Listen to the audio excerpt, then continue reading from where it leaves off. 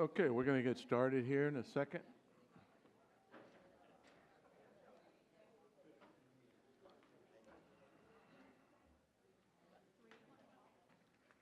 Already?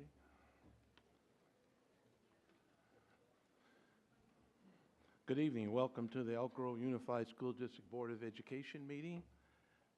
I want to announce that the board did meet in closed session, and the following action was taken. The board took action to release long-term substitute and temporary certificated employees pursuant to Education Code Section 44954, and the vote by the board was unanimous. Also, the board took action to immediately release a long-term temporary certificated employee pursuant to Education Code Section 44954, and the board voted unanimous on that as well. And last, the board took action to release and reassign administrators pursuant to Education Code 44951. Board took action and is unanimous as well on that one. I want to announce that today's meeting is being video recorded and will be available on the district YouTube channel. And the blue cards are available outside the door here on the room. If you wish to address the board, complete the card and hand it to a staff member to my right. And make sure you indicate whether the matter you wish to address is on the agenda or not on the agenda. And this matter will be on the agenda. We'll assume that you will speak when it comes to address that. So with that, we have the Pledge of Allegiance to start off from Carroll Elementary School. I want to call up Mr. Varese Shaw and the principal, Carrie Pearson, and my colleague Nancy Shears Espinoza will say some things. Welcome, Mr. Shaw and Ms. Pearson. Carroll Elementary School is honored to recognize Dr. Viraj Shaw as our education partner tonight. Dr. Shaw has 2 children that attend Carroll. His daughter Mira is a 3rd grader and his son Jai is in kindergarten. He's a community optometrist and is co-owner of the Access Eye of Elk Grove with his wife, Amy, who is also an optometrist. Dr. Shaw's been involved at Carroll in a variety of ways, including volunteering in class, on field trips, and launching the Art Enrichment Program. He's a member of the PTA and currently sits on the School Site Council as the chair. In addition, he's working on the implementation of a new program, the Carroll Community Series, in conjunction with a lot of stakeholders in the community, the Elk Grove Police Department, Community Services District, SAC Metro, the CCPOA, SAC County Sheriffs. When Dr. Shaw is not volunteering at Carroll, he's involved in various other community organizations and causes. He's continuously looking to strengthen the community for our students through creating lasting connections between family, school, and other organizations. He understands the importance of building relationships and ultimately a village for our young people, and he does so with their best interest at heart. The Shaw family are valuable members of the Carroll community and deserve the special recognition. Thank you so much, Mr. Shaw. Thank you. Everybody stand, remove caps.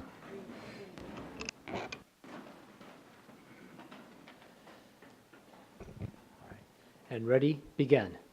I pledge allegiance to the flag of the United States of America and to the republic for which it stands, one nation, under God, indivisible, with liberty and justice for all.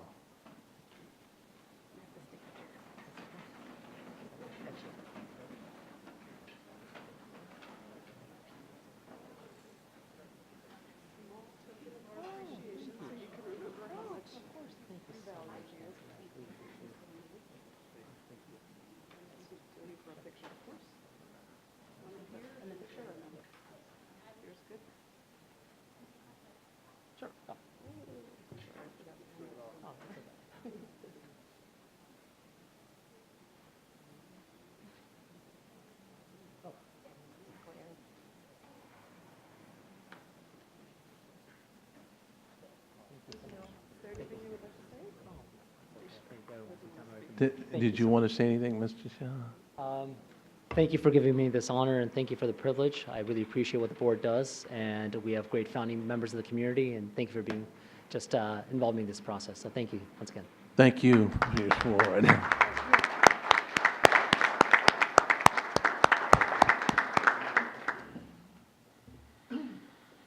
Okay, we have our high school presentations. I'd like to call on Calvine High School.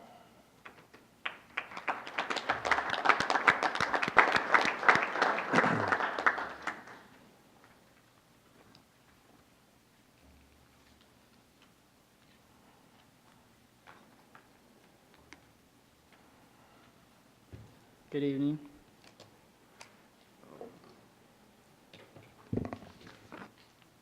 Good evening, Board President Madison, members of the board, Superintendent Hoffman, Ms. Avalos. Thank you for the opportunity for allowing us to come in front of you and speak in front of you guys today to show you the knowledge we have about Calvine. I'm Isaiah Robertson. And I'm Jacob Hernandez. We're both seniors this year at Calvine, and I'm happy to share that I have recently graduated and started the next chapter in my life, and my friend is close behind. I'd also like to share that I'm about to graduate. In fact, I finished early. When I first enrolled, I didn't have a plan or think it would be possible. But pretty soon, I knew where I was once I started Calvine. I made it possible. They showed me that the goals that I set for myself could be reached. And since I finished Calvine, I'm still as a supervisor at a car wash. I plan on going to college for CRC, studying for electricianing to be an electrician, and for welding to work with steel in the construction field. I'm looking into doing my general ed at Students River College and then on to pursue a degree in psychology. Following that, I would like to get in the lines of business of car sales. This year we've been busy at Calvine, in a good way. Some recent academic achievements include the finishing of credits for all students that returned for the 5th year, and as we approach the end of the 3rd quarter, most of us seniors are on track to graduate. Many of us have started the application process for college and have applied for financial aid and hope to attend CRC and a few other Los Rios colleges in the area. Each quarter, we celebrate the students that are able to achieve credit recovery. This means they earned more than 20 credits in the quarter and made up the remaining missing credits. It's a big deal. We have barbecues, breakfast, and movie nights. We implemented school-wide assessments in math and English so we can track our progress in each subject. Our goal is to be college and career ready. These assessments let us know how we are doing and how much we have improved. Our teachers are getting trained on the framework for high quality instruction, which means they're getting new training on trying out new lessons and strategies for teaching. Basically, we sure get more of a bang for our buck. Thanks to our Title I status, Calvine expands their after-school program and offered direct instruction in math and English last summer and will continue to do so this year. It really helped 11th graders retain their skills and earn credit. 3 students that were long-term English learners redesignated as English proficient while at Calvine and were celebrated at the annual EL Awards night held the week before winter break. We also had some early graduates at that event. Jacob and I both joined the school site council, and we have enjoyed being able to help them make decisions for the school about how to best serve us students. While being at school site council meetings, it always feels good to be able to outrank your principal. At the start of school, we get assigned an advisory teacher, and that teacher is your mentor for the year. He or she meets with you twice a week and makes sure you are on track in the classes you need and making progress. These teachers make sure that you are setting goals and that you know about opportunities to participate in things like school events, community service, presentations, and they make sure you are turning in everything you need in order to graduate on time. This year, we held field trips to local colleges, students toward CRC and ARC, and were able to attend Cash for College Night, where counselors showed our parents how to help us apply for college grants and for college financial aid. The students also do career search and explore college majors on CGI, the new software that the district bought us. It's nice. We can like jobs and careers. We might be interested in build a profile site which stores all our information. Throughout the year, Calvine offers its students many opportunities to do community volunteer work. We have hosted activities such as the blood drive, where we collected a record number of pints. We also have another blood drive in spring. Calvine has participated in events like clothing drives, canned food drives, toys for tots, and pennies for patients. This year we collected a record number of boxes and canned food for the canned food drive. The crew said we beat a few of the big schools, so if you just think of numbers, we crushed it. And we have a field trip to Strawberry Creek planned for next month, where we will take water samples and report back to the cities of our findings for the environmental status of the creek. We've been providing the Department of Fish and Wildlife with information for the past 15 years. Each semester we host CPR Kickoff Spring Week.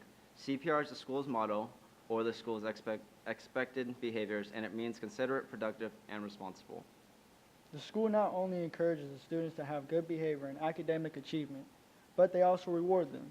The students receive positive moment cards and recognized by staff and teachers for being CPR. This winter we held a Winter Wishes event where students could make a wish for a fellow student in need and either donate or arrange to help that student achieve their wish. We had a ton of winter wishes come true. We also started a community service club on campus where we recycle the paper and plastic products we get there. We use the money to purchase materials to run environmental campaigns at the school and in the community as well. It's a win-win situation. Friday Night Live came out and helped us celebrate the end of a successful Red Ribbon Week campaign. Students were dressed for Halloween and got to play different games and do activities that taught them about driving safely and avoiding dangerous substances. One of our very own students was highlighted in the Friday night event or newsletter due to the efforts at Calvine. At the end of each quarter, we bring both the afternoon and the morning sessions together for activities. The last quarter, we held an egg drop and a reverse egg drop contest where you had to protect your eggs and make sure it didn't fall into the ground or crack. And surprisingly, there were some kids who were able to beat us and keep their eggs alive. Seniors this year had a senior brunch where we all ate together to celebrate the start of our last year together. We currently have over 20 students helping plan the senior dinner that will occur this March 29th. Feel free to join us. What makes these events special is that they are student-created and student-led. We work together to put on an event and bring us closer and teaches us to work with one another. A lot of people don't know what's going on at Calvine. Some people think it's where all the bad kids go, but in reality, it's a diamond in a rough spot. It allows kids to truly express themselves openly and freely without judgment. The teachers always find a unique way to connect with each and every student. They show compassion and love towards their education and their future. They're the ones who truly support and push the kids to do their best. Calvine will always judge you on your present and your future because that's what matters the most. Out of all the schools I have attended and visited, Calvine has been the most kind and dedicated to their students.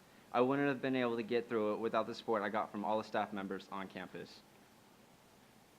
Thank you again for this opportunity. It's been a pleasure to speak in front of you all. Thank you. Thank you. A good report.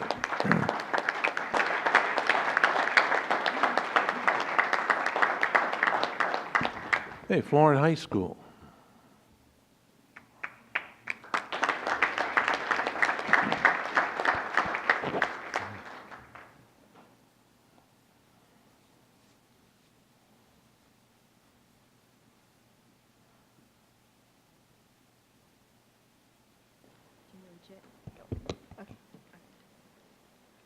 Good evening, President Madison, members of the board, Superintendent Hoffman, and Mr. Avalos.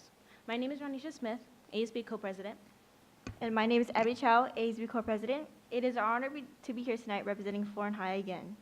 Our first semester flew by like the wind, so there's a lot to catch up on. First off, I want to start off by saying that senioritis has been kicking in extra hard lately. With college application deadlines, scholarship deadlines, financial aid deadlines, and preparing for our senior projects, I can truly say that our first semester may have flown by like the wind, but it was definitely not a breeze. You can catch us stressing out even more just thinking about our future at Florence' upcoming College and Career Fair this Thursday, which we invite you all to come attend. Speaking of the many, many scholarship deadlines, I would like to take the time to thank our college and career counselors and staff for supporting the senior class and submitting over 500 scholarship applications, which happens to be more than triple the number submitted last year. Their help is very much appreciated. In other news, this quarter, our students have been making great academic strides. To begin, junior Fatima Aviles has been recognized by the College Board's National Hispanic Recognition Program for scoring in the top 2.5% on her PSAT. Her fellow exceptional classmates on the Mathletes team placed 4th out of the 8 district schools at the December competition. Way to go, Brainiacs! As winter break came to an end, students started their second semester off with an event-filled month. James Dotter Middle School 8th graders visited Florin High for our annual Panther Kickoff. The future Panthers visited classrooms and learned more about our academies, pathways, AVID, honors, and AP courses, and a multitude of clubs and programs prior to registering for the classes this fall. Following the Panther Kickoff, Assemblyman Cooper visited our campus to hold an assembly for our 11th grade students on January 28th. His visit kicked off the 3rd annual Cooper Challenge, which motivates our students to improve their grades and attendance. Those who meet the Assemblyman's Challenge will qualify to attend an all-expenses-paid field trip to the Golden One Center in April to celebrate their academic success. In addition to the celebration, we want to recognize the 31 students from our Ag Tech Academy who earned state degrees from the FFA. This prestigious award is only given to the top members by the State FFA Association. We'd also like to recognize the 4 Florin High students who were given the amazing opportunity to participate in a roundtable discussion sponsored by the Black Student Union of California, Northern Region, and congratulate the 9 Florin High students who completed the very first Sacramento Youth Firefighter Academy this year, introduced to our students by Florin Law Academy Coordinator, Mr. Garcia. Because of the program's success, this academy will be branching out and expanding to include more students in coming years. On top of all of that, I'd love to recognize all 23 of our Law Panthers who are selected to be in the Sacramento District Attorney's Youth Academy this year. Also giving a major shout out to Educating for Careers Conference keynote speaker, Florin Law Academy senior, Jerry Tiongson.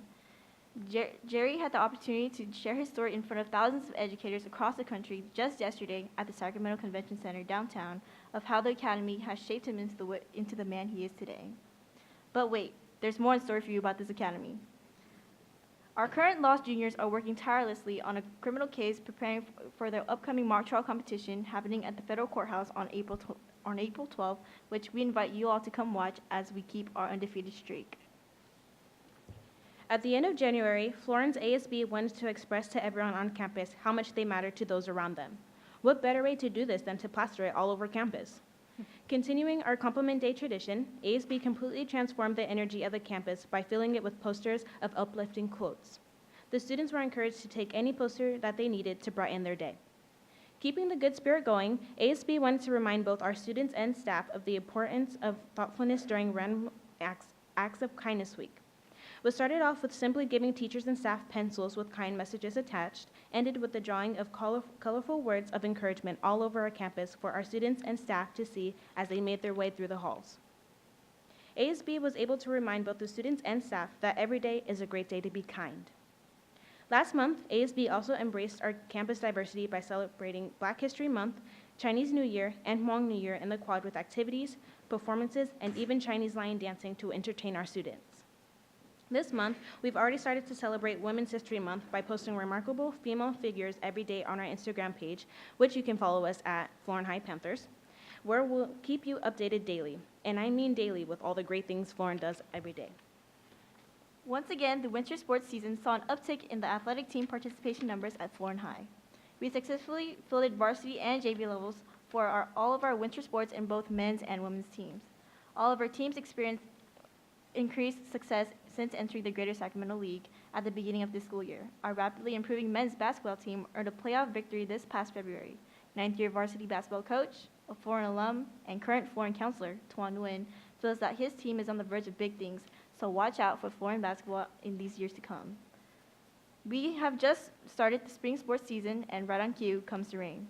But no fear. Thanks to our amazing all-new weather track and turf facility, our programs are keeping fit, trained, and well-coached by the most dedicated group of coaches in this district. Both varsity and JV programs for baseball and softball are bustling with big numbers and dedicated athletes. Track and field has numbers like they haven't seen in years and are poised to make a splash on the track circuit this spring. The Florin men's golf team will be fielding a full squad this spring for the first time in 7 years.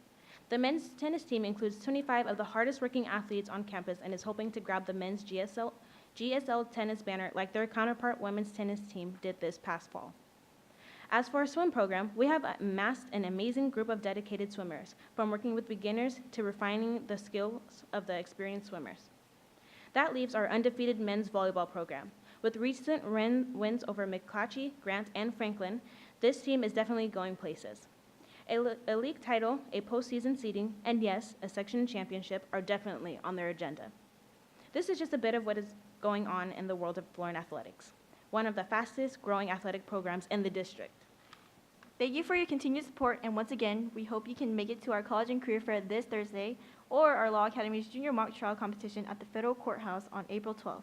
Here to end us off, you know, And I know that every day is a great day to be a Panther. For sure.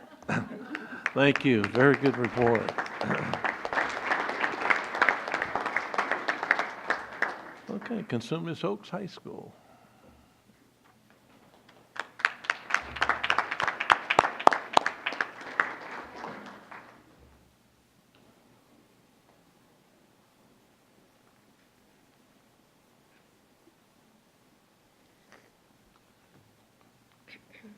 Good evening, Board President Madison, members of the Board, Superintendent Hoffman, and Ms. Avalos. My name is Mike Nguyen.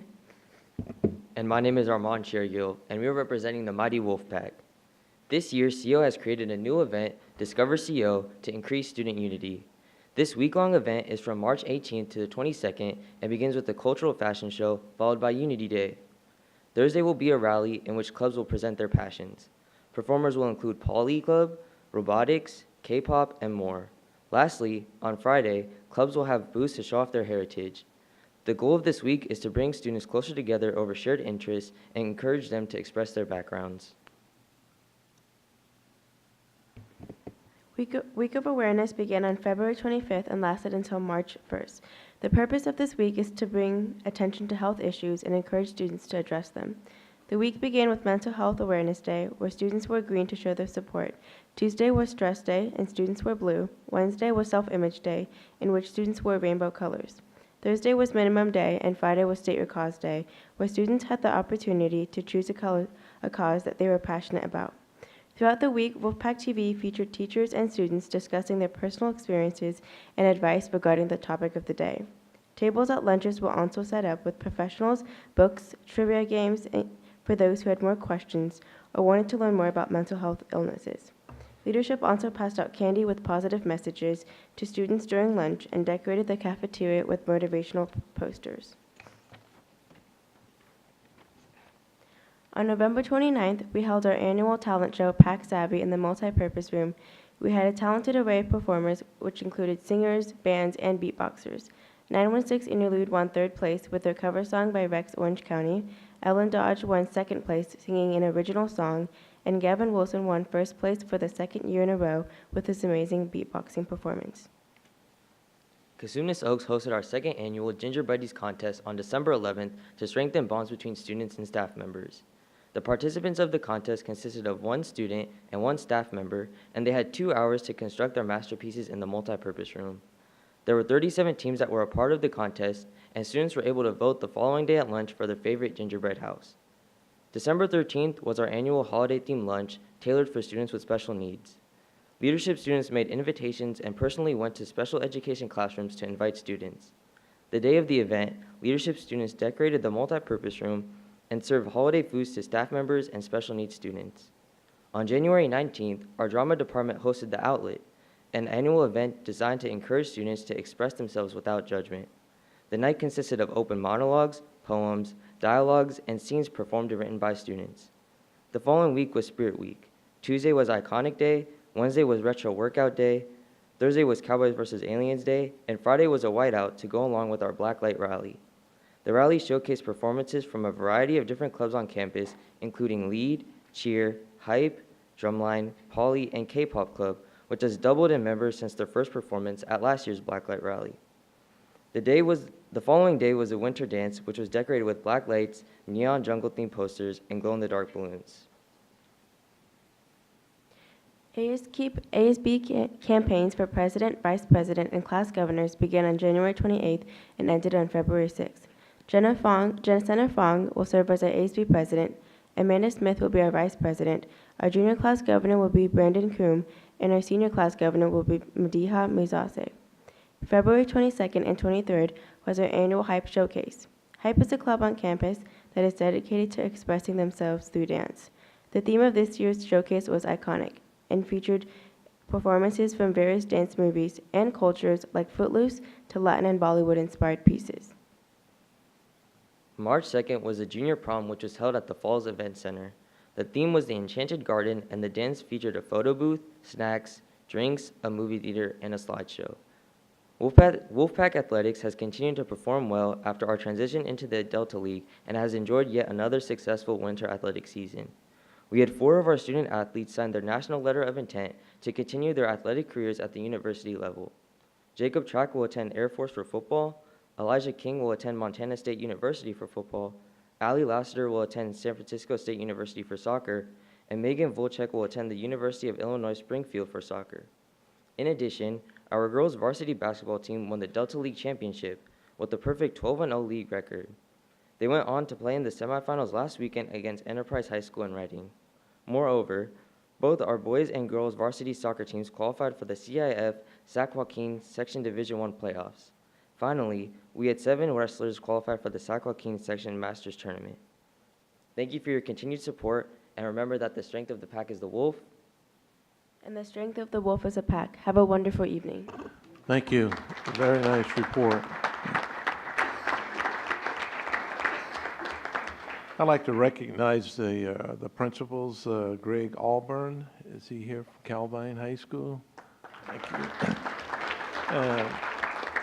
Melanie Dobson, the interim principal, helping out. And Denise Escobar. Thank you. And with that, the students, you're free to leave. Stay up on your homework second semester. Okay, I'd like to call on Rod Edmondson, recognition of the winter student athletes and coaches. And assist by Mr. Forcina.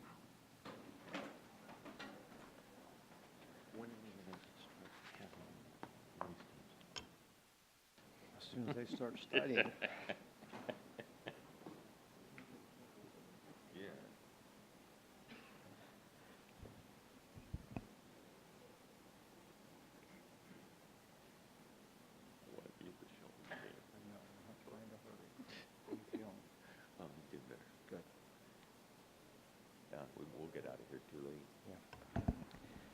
Good evening.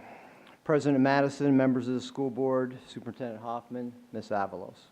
This evening, I'm honored to present to you the Winter Team GPA champions of the Elk Grove Unified School District. These student athletes not only excel in their athletic activity, but they are also outstanding students in the classroom.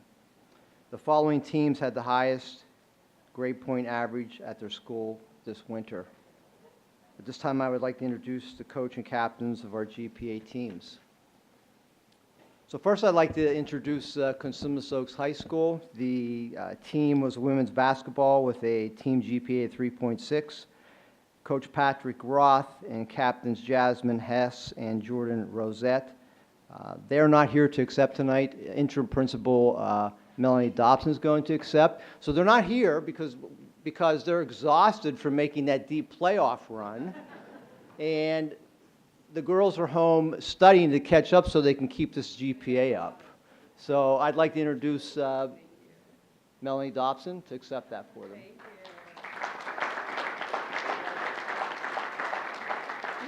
And we also have 2 other teams who had prior commitments tonight. So Elk Grove and Franklin won't be joining us tonight either. So we'll start with Florin. So Florin High School, women's soccer, 3.25 GPA. Coach Michael Morgan Jr. and captains Giselle Hernandez and Yulana Para.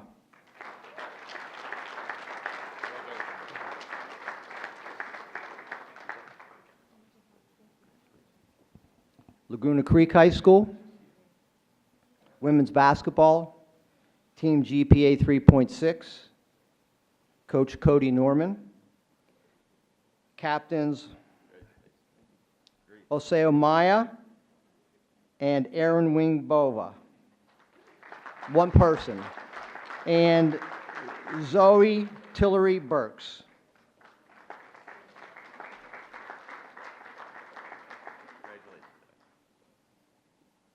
Monterey Trail High School Women's Soccer, Team GPA 3.63. Coach David Groves. Captains Princess Emma Jenkins and Vanessa Ramos Martinez.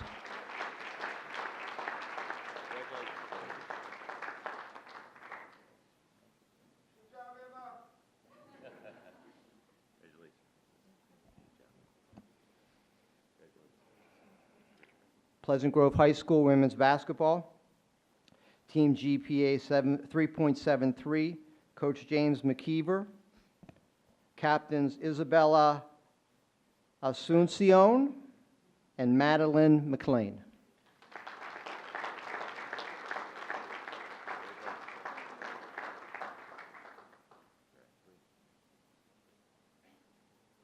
Sheldon High School Women's Soccer, Team GPA 3.0, Coach Catherine Shane, Captain Madison Knoll.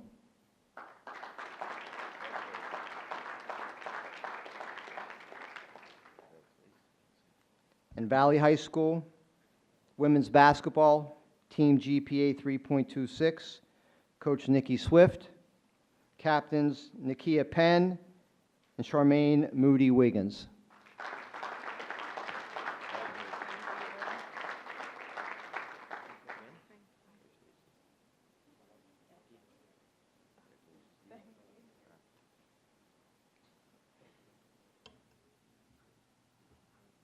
I will do them. Jennifer. And the girls from Elk Grove just showed up, so I will announce them. The team is girls women's soccer, Team GPA 3.33. Their coach is Jason Lauren, and the captains are Ashley Lamb and Trinity Taylor.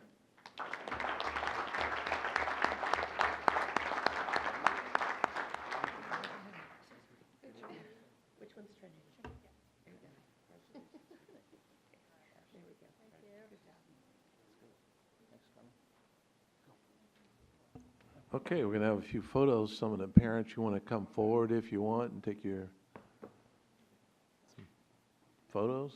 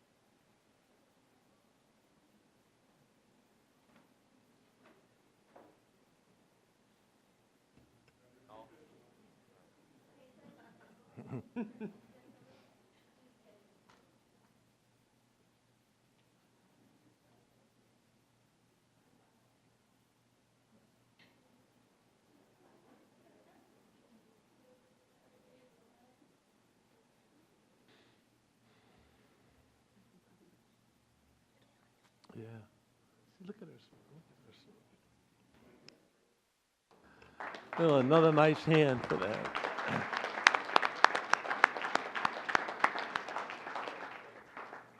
Thank you. Oh, and by the way, I did send emails, but our Sheldon Huskies are playing in 25 minutes for the NorCal Championship over at CRC, so we want to wish them luck.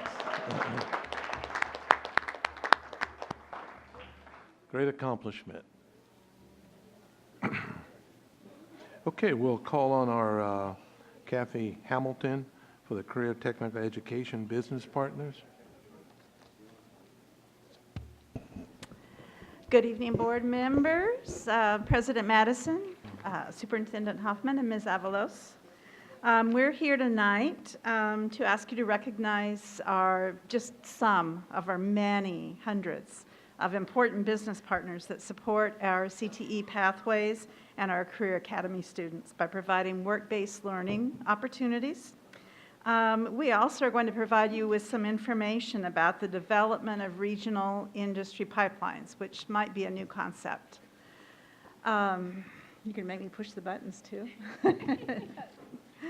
So as I'm sure you can imagine, our presentation tonight will demonstrate another way that Elk Grove Unified School District is preparing students for college, career, and life in alignment with our instructional vision E4. Work-based learning supports many of our strategic goals. For example, work-based learning takes learning out of the classroom and in order to build on and give relevance to what is learned in the classroom. Work-based learning supports students' social and emotional wellness by giving them access to mentors from within industry. Most of all, work-based learning is an amazing way to engage our community partners in supporting our schools and students. Also, it should be evident the many ways work-based learning helps students achieve the outcomes of our graduate profile. As our business partners can attest, students demonstrate that they can think, plan, connect, communicate, engage, and act when they're involved in the real-life learning opportunities they get from our industry partners. So with that, it's my pleasure to introduce one of our fabulous program specialists, Jane Ross. Jane has an unusual subtitle. It's Industry Pipeline Developer, and you probably don't hear something like that too often in the education field. You see, we believe that it's not enough to just give students the opportunity to learn firsthand about occupations. We want to build actual pipelines that are in concert with our community partners that deliver students from high school to post-secondary education and into the workforce in high-demand, high-wage careers. As you'll hear tonight, this work is regional work. Industry doesn't recruit employees based on district boundaries. So we're proud about the breadth of the industry pipelines that Jane has built with some help, but not a lot. She does a lot of work. And the opportunity that we have to collaborate not only within our school district, but with other school districts and post-secondary partners, and most of all tonight, our industry partners. So with that, I'm going to turn it over to Jane. Do you want me to do it? Good evening. As Kathy said, my name is Jane Ross, and I'm a program specialist in the College and Career Connections. Though I'm technically a program specialist, my in-house title is Industry Pipeline Developer. It is my responsibility essentially to bring industry into our classrooms and to move students out into industry experiences. By bringing employer partners into our CTE academies and pathways, we are able to enrich our programs with experts from the field in each of our sectors. These experts provide guidance into the development of curriculum and support on advisory committees, but more importantly, they provide a window into the industry in which the students are studying. There are a spectrum of work-based learning events shown on the continuum above, and multiple ways industry can engage in the classroom, from guest speaking, worksite tours, and challenge-based learning projects, to hosting students in job shadows and internships. By supporting our students together in these ways, we are able to broaden their knowledge, align what has been learned in the classroom to the workplace, and ensure learning from a different and relevant lens with supportive mentors. Not only is this community team approach to teaching our students effective, research demonstrates that it works. In a moment, you will hear from our industry partners and a few current and prior students who will describe the impact work-based learning has had on their businesses, career choices, and lives. As you can see, the ultimate student worksite experience is the internship. These coveted opportunities were once only available to a few, and now through the work of our department are becoming realities for many students, regardless of industry. Through comprehensive research into ed code and labor laws, and in partnership with enthusiastic employers, we are able to place students into work experiences that have relevance and a vantage point that a classroom just cannot provide. As you can imagine, recording work-based learning data and student engagement in these opportunities is a challenge in and of itself. In 2016, we began using a simple Google form to merely record the events, partners, and numbers of students engaged in the work work-based learning events. The reported data demonstrates the significant outcomes of our work over the last few years and the growth of industry engagement in our academies and pathways. Upon completion of an event, teachers record the activities, and as you can see, though we have a large and ever-increasing number of student experiences recorded, I estimate that this only reflects half of the work-based learning engagement that actually occurs in our district. The greatest challenge is still trying to find better ways to capture the work that is done with ease and accuracy. While we continue to develop new partners and engage more students, work has gone on behind the scenes to create efficient and more effective methods to capture this information and attribute the events and experiences to individual students. The California Department of Ed has proposed that work-based learning be included on the state dashboard as a part of the College and Career Indicator, and anticipate that internships will be reflected in these reports for the 2020-2021 school year. To report on this measure, we must be able to capture data specific to individual students and be able to house this data in Synergy for eventual transfer to CalPADS.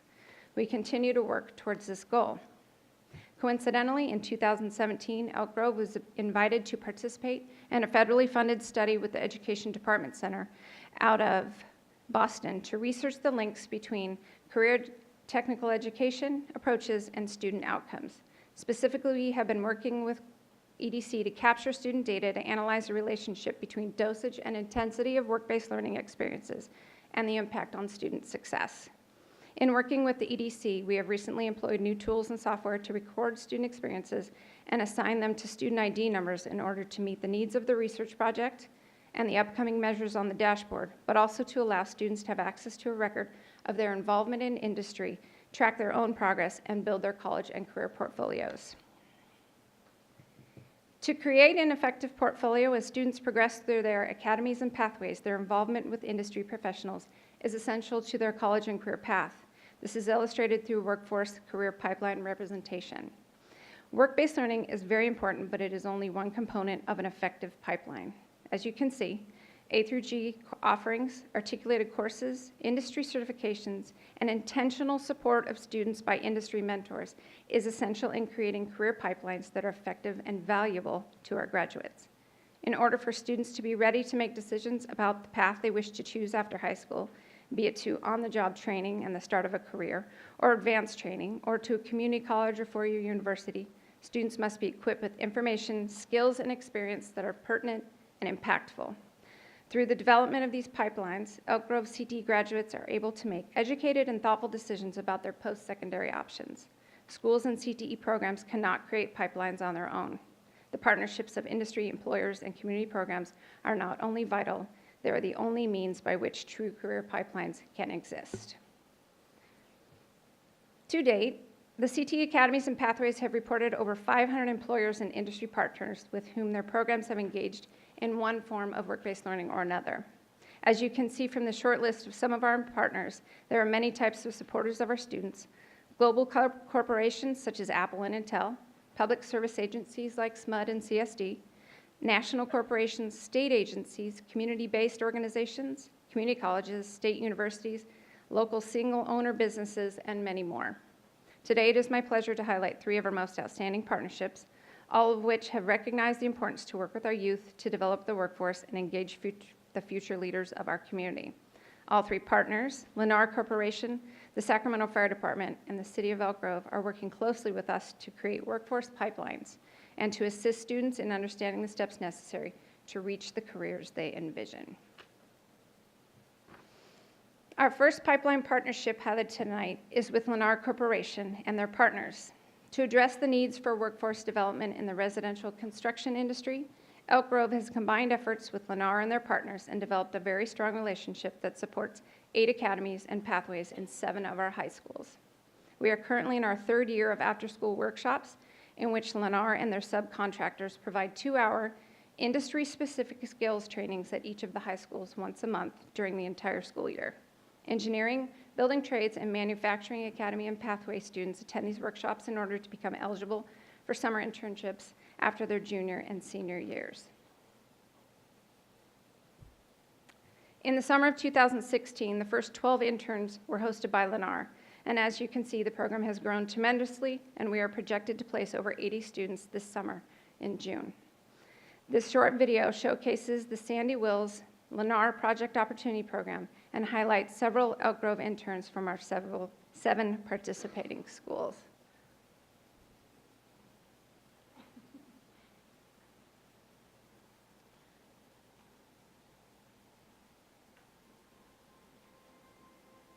I hope there's sound.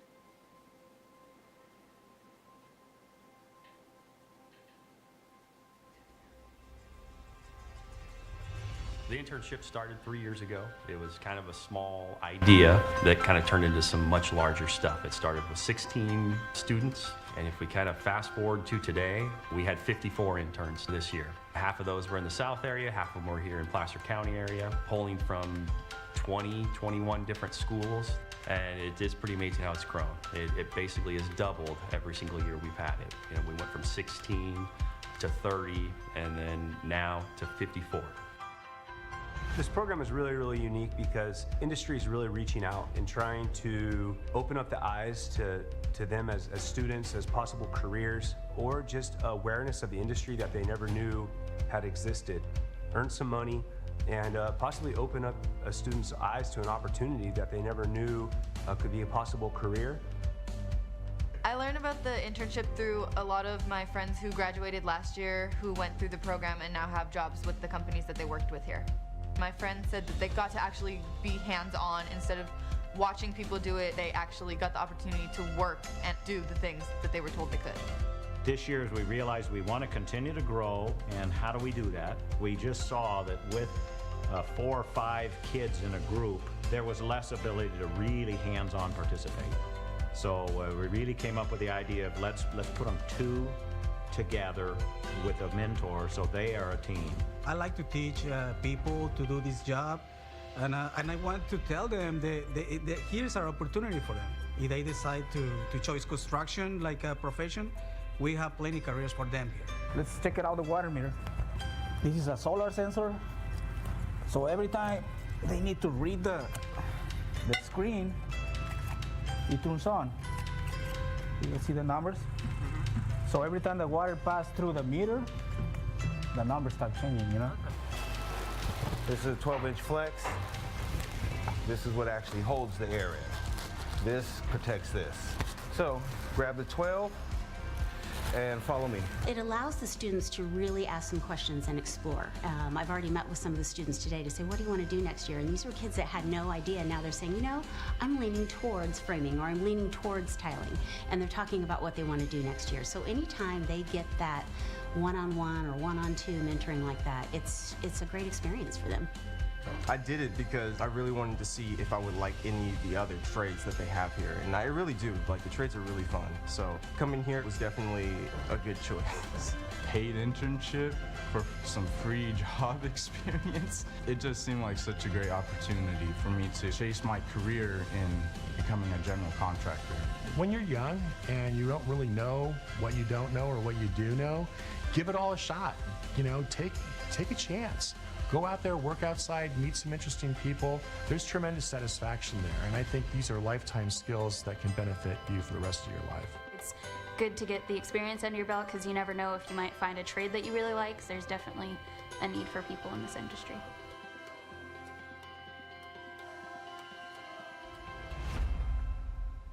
At this point in time, I'd like to ask Jeff Panisetti, Vice President of Operations with Lennar, to say a few words about the development and impact of the partnership with our district.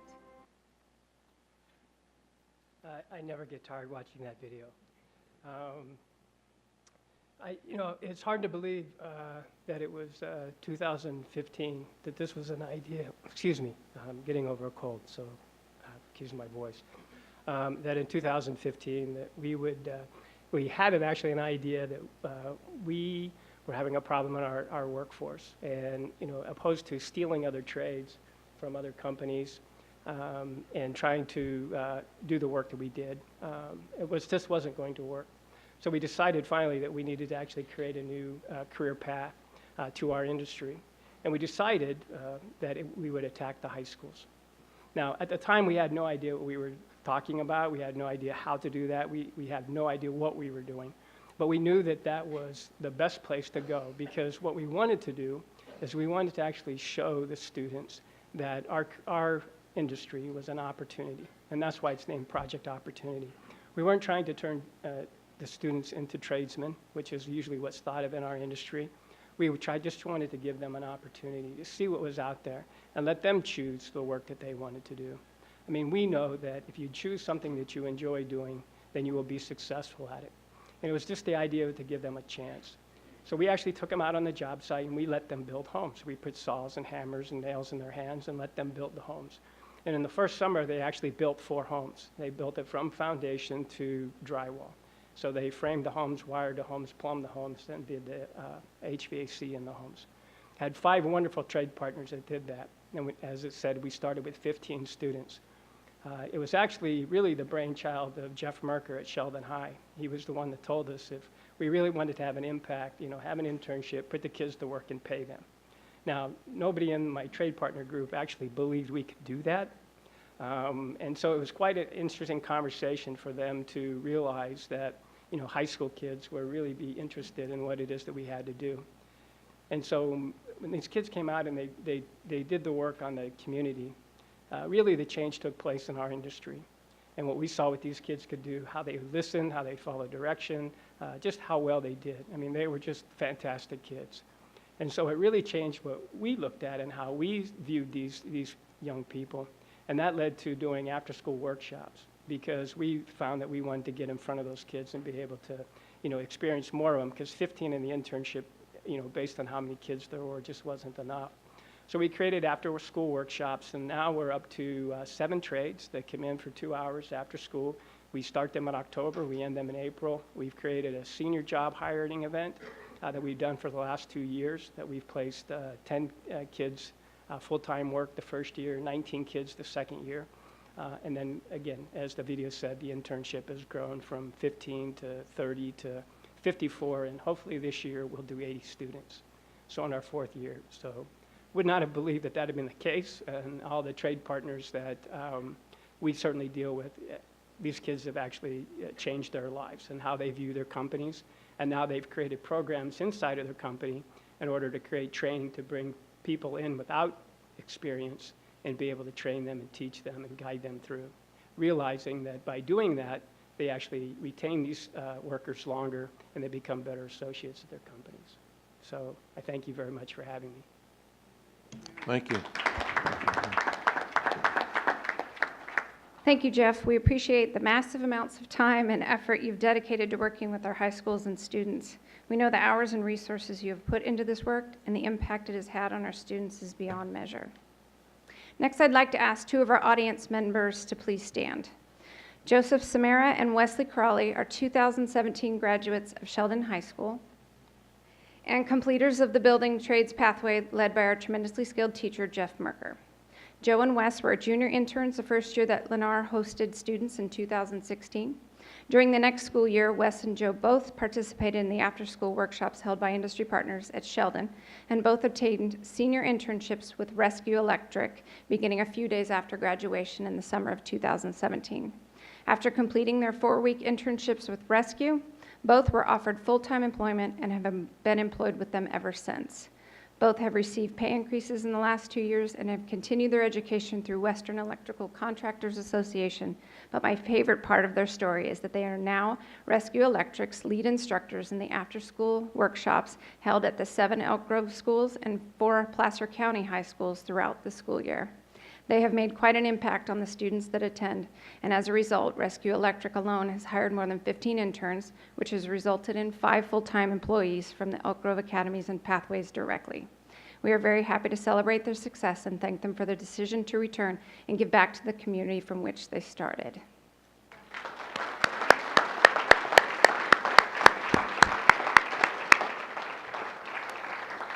There is one additional graduate I would like to introduce you tonight, Mr. Ruben Gomez, and ask that he share his story with you.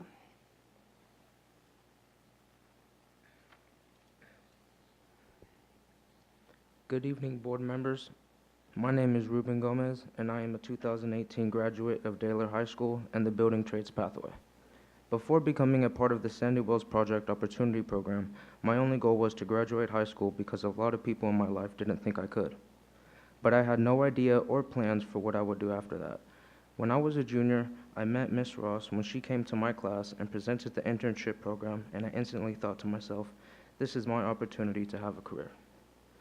Before that, all I could see myself doing was sitting at home or working in fast food. I immediately applied for a junior internship with Lennar and was selected. After finishing my junior internship, I went back to Daler in the fall and finished the workshops to get ready for my senior internship. When I graduated from Daler, I decided to do my senior internship with Rescue Electric, and at the end was offered full-time employment. Today, I am still a full-time electrician. This job has opened the door for me by creating future opportunities that I never saw before. I plan to go to college to get a degree in construction management. I am a different person now, and I think finding this career and being successful have made me more confident.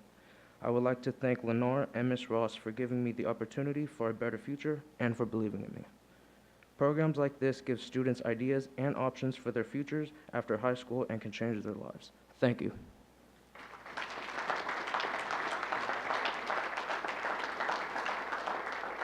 Thank you, Ruben. I'm so proud of you. Our next highlight partnership is with our regional fire departments and an organization called Solutions for At-Risk Youth, or SAFARI for short. Our 3 local fire agencies, Sacramento Fire Department, Sacramento Metro Fire Department, and Cosumnes Fire Department, have come together to address the issue about the lack of diversity in the regional fire service workforce. In an effort to improve outreach and engagement of women and underrepresented groups, these organizations have combined efforts to create the Sacramento Regional Firefighter Youth Academy. And Elk Grove has been involved from the very beginning to support the development of this program and ensure the success of a recent pilot program that just wrapped up in January. Valley High School's Fire and Emergency Services Pathway and Health Tech Academy, as well as Florin High School's Law Academy, are targeted for recruitment efforts due to the location and diverse needs of the students. I'd like to introduce you to Sacramento Fire Department Engineer Richard Alamo, the lead program coordinator for the Academy, and Chief Kim Iannucci, the driver behind the coordination of efforts in the regional fire districts. Thank you, Jane. Good evening, board. My name is Engineer Alamo. I've been engineer with the Sacramento Fire Department for about 20 years. You're looking at a success story from one of these pathway programs. 20 years ago, or 20-some years ago, I was homeless as a teenager and didn't have a lot of guidance. A program like this put me in the right path. And so 20 years later, I'm still employed with the Sacramento Fire Department. We started this program. It was a 9-week pilot program. We hosted different high schools from the region. Valley High and Florin High were 2 of the high schools from Elk Grove Unified School District.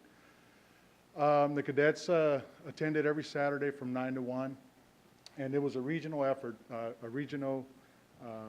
so we had different departments from the region supporting us. So every Saturday, Cosumnes Fire Department would show up, Metro Fire Department. They would mentor the cadets. We introduced them to different tasks that the firefighters do. We also introduced them to basic first aid and CPR. They got some physical fitness in there as well. They ate breakfast. Some of them were able to learn how to cook. And they did some clean housework. So we try to kind of make it like a day in the firehouse for them. We are currently in the process of recruiting for our 9-month program. Originally, we had about 15 students from Florin and Valley High apply. Currently, we have 53 applicants for the 9-month program. We do have one, I'm sorry, I'm going to go over some numbers with you. The attendance rate was 92%, which mostly perfect attendance. One number that really stands out is if you can see the GPA going into the program was 2.83. After 9 weeks, the GPA increased to 3.08. We had one cadet who had a GPA of 0.16 or 0.34, something like that, and he was able to bring his GPA up to over 2.0 in the 9-week program. So it's proven a success. We have one of our cadets, a Valley High School student, Kaya. He's going to talk to you a little bit about the program. Thank you. Good evening. My name is Kaya Tao. I am a junior from Valley High School and a community health worker in training with the Health Tech Academy, and I play varsity softball for my school. I never really knew what I wanted to major in after high school, but once I got this opportunity to be a part of this academy, I signed up for the Regional Fire Academy and stepped out of my comfort zone, and I learned more about the firefighting field because I never really knew a lot about the field in the first place. After completing the program, I definitely have a bigger perspective of how firefighters do their job, and in this program, I learned different tactics, such as how to respond to a burning house on fire, and this program really also helped my teamwork and also communication skills developed throughout the course of the academy due to being out there and being put in certain scenarios and having to work and communicate with my team members. Joining this program really opened my eyes in the health career opportunities in the fire service. Now after going through this program, I am aiming towards the paramedic or firefighting field. Thank you.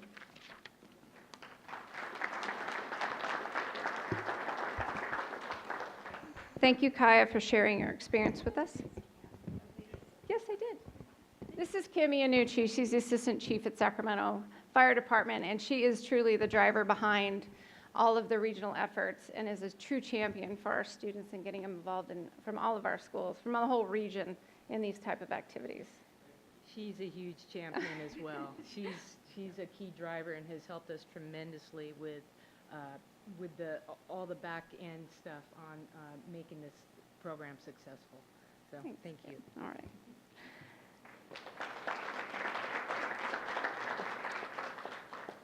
Okay, one last program, I promise. Our third and final highlighted program this evening showcases our partnership with the City of Elk Grove. For 3 years prior, the City of Elk Grove and EGUSD had partnered to provide a Summer at City Hall 2-week seminar for students to learn more about public sector careers in our very own community. Last summer, the program was rebranded as Elk Grove Civic Summer. A 3-week internship component was added, and students were offered 10 elective credits for their successful completion of this 5-week summer school work experience course. As you can see, the program has grown in an effort to ensure the inclusion of students from all Elk Grove schools was made and continues to be made each year. I'd like to introduce Kara Reddig, Deputy City Manager for the City of Elk Grove, and a catalyst in the partnership between the district and the city in this effort. Good evening, Board President and Trustees. My name is Kara Reddig, Deputy City Manager for the City of Elk Grove. I'm here to talk to you very briefly about our partnership between the city and the Elk Grove Unified School District. But first, I want to commend your staff that have helped make Civic Summer a reality. Those individuals include Kathy Hamilton, Carlos Garcia, Benny Rich, and Jane Ross. So the city has been truly appreciative of this partnership project that we've been able to accomplish with the district. In our partnership, both agencies have distinct roles. The district provides teachers, curriculum, and transportation, and the city provides our facility, meals, t-shirts, and we coordinate guest speakers. This last summer, the city also hosted 11 students during the internship portion of the program. All levels of the city organization are committed to this program as we believe it exposes youth to various future careers and occupations that they may otherwise not be familiar with. We also want to thank the Cosumnes Community Services District, another large government agency in Elk Grove, that was able to host close to 10 students this last summer. So we're interested in expanding our current internship locations and capacities.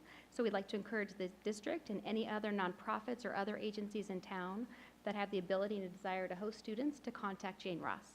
Thank you.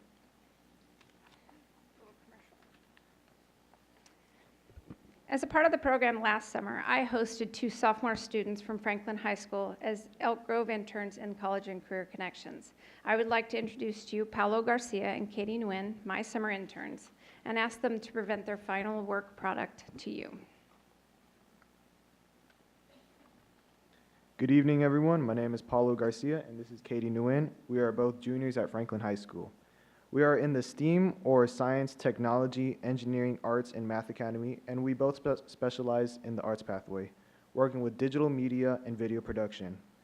This past summer, as Ms. Ross stated, we were selected to participate in Elk Grove Civic Summer and interned with her in the College and Career Connections department. Our work assignment was to create a promotional video for future marketing efforts about Civic Summer. With little background knowledge about the program and having to create a marketing video about the program by the end of the internship, Katie and I relied heavily on our ability to obtain and process the new information. We had to not only pay close attention to the program's value of career exploration, but also to the other students' experiences. Knowing how the current students felt would provide helpful information for the future students, so we had to direct our interview questions accordingly. During the internship, we learned the importance of being able to make our own decisions and solving problems on our own. Although we didn't have a clear picture of what the end product would look like, we had to think ahead, recording and documenting what we knew would be important for the video. When we faced technical difficulties, we had to be able to improvise with our equipment and capture the necessary material. Regardless of what profession we choose in the future, we feel that being problem-solving, adaptable workers is very important in any job, and that Elk Grove Civic Summer allowed us and other students to develop these qualities. After weeks of recording, interviewing, and editing, we are proud to present to you Elk Grove Civic Summer.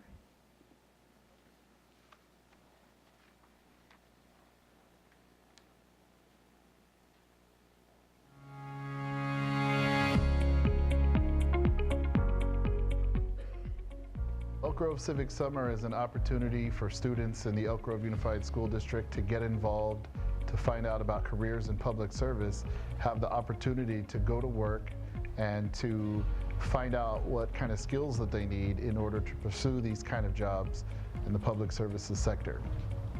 In the first couple of weeks of the program, when we conduct the classroom portion, students are able to find out the skills that they need for different positions. For example, they're able to learn about office skills and what office decorum is and how to act in an office environment. They're able to learn how to network with other people and how to work as a team. They're able to learn how to communicate and to really follow through on a project from start to finish until its completion. At the start of this program, there's a classroom portion, and the best part about everyone from different high schools. I've talked to a lot of new people, and I feel like I've really improved on my verbal communication. The classroom portion definitely prepared me to work well with others, to get a professional idea of what to expect out of an internship. The guest speakers are able to really kind of give students an idea for what kind of education they might need in order to pursue positions in the public sector. The one important part of the program is that we actually attend a real city council meeting. Later on in the program, we do a mock city council meeting where our students from Elk Grove Civic Summer are actually able to take part and to play the roles. Elk Grove Civic Summer really opens the door to a lot of different possibilities that our students haven't always thought of before. So careers in public service. Students that participate with us really get to find out about careers that they otherwise might not have. It definitely has helped me and opened my eyes to a possible career choice that I want to take, and I've learned a lot about myself, but this internship has definitely helped me a lot and opened my eyes to all the opportunities that I might want to take after high school. I was assigned to the Sacramento Fire Department to make a recruitment video. I appreciate the fact that I'm exposed to new opportunities, new people. We met this firefighter that gave us a tremendous amount of advice. I was really excited about having an intern, have somebody come in, because I really enjoy what I do. And I mean, we give back to the community. She was in dispatch, she was at the call center, she helped me with admin stuff. It's a great experience, a great work experience, it's a great business experience, and you will learn a lot. The best part about this internship so far has been meeting everyone, because everyone here is so friendly and nice, and I just love the environment because it shows like what people really want in life. It's really just friendly and lovable. It's really worth it. Like you gain some new experience, and you learn more about yourself. And being exposed to so many different things gives me many new perspectives on what I see things as. You gain leadership skills. You'll gain skills that'll prepare you to do well in your future career. It's a great opportunity to gain connections and work experience, because just being here and getting involved and having all of these people teach you these things and learning all of these things can really help with your life in the future. Our ongoing goals for Elk Grove Civic Summer is to continue to grow the program, to continue to provide a lot of great opportunities for students to work with different agencies. We continue to really want to have a mix of students from various different backgrounds and from all the high schools in the Elk Grove Unified School District. My best advice to you would be to take a chance. The reality is that these students that participated with us routinely say that it was the highlight of their summer. They didn't want it to end, and that the experience that they've gained is going to be valuable for them in their college and career options and beyond.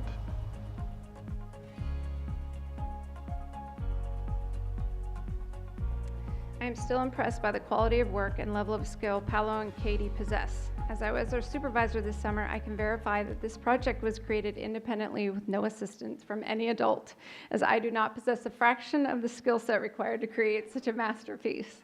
This past week, the Civic Summer application opened, and Paolo and Katie's video has been released to the high school pathways and academies for recruiting. We are looking forward to a large pool of applicants from which to fill our 30 slots this summer. In addition to the recruiting efforts currently underway for the 3 highlighted programs presented tonight, there's a great deal of work that goes on in all sectors at all of the high schools to create and promote work-based learning activities district-wide. As we look to include more students, it is important that we identify new partners to host interns throughout the summer and even during the school year. In order to provide these internships during the school year, we hope to be able to create additional opportunities for students to enroll in work experience courses. At this time, only 4 Elk Grove high schools host work experience courses, which allow students to leave early to attend these valuable industry-based experiences tied to their pathway and academy work. For this reason, we are hoping to be able to finalize a dual enrollment agreement with Consume to Serve a College to enroll students in their work experience course. This would allow students to obtain the early release needed to attend some workday internships in their senior year and meet the full-day compliance on the high school master schedule. The biggest barrier to all internships is transportation. For many reasons, many age-eligible students do not have driver's licenses, and even if they do happen to have one, do not have access to a vehicle to get them to and from internships. We have been working with regional work groups to find solutions to these problems, including van pools, employer shuttles, sponsored public transportation options, and creative utilizations of district vehicles to support participating students. E-Tran, Regional Transit, Paratransit, and SACOG are all part of a team of partners working to tackle these issues and assist in getting students to these valuable work experiences. I hope that this long but valuable overview of our 3 pipeline programs has provided you insight to the amazing work done in our district to support students in their college and career planning. I appreciate your time. Thank you.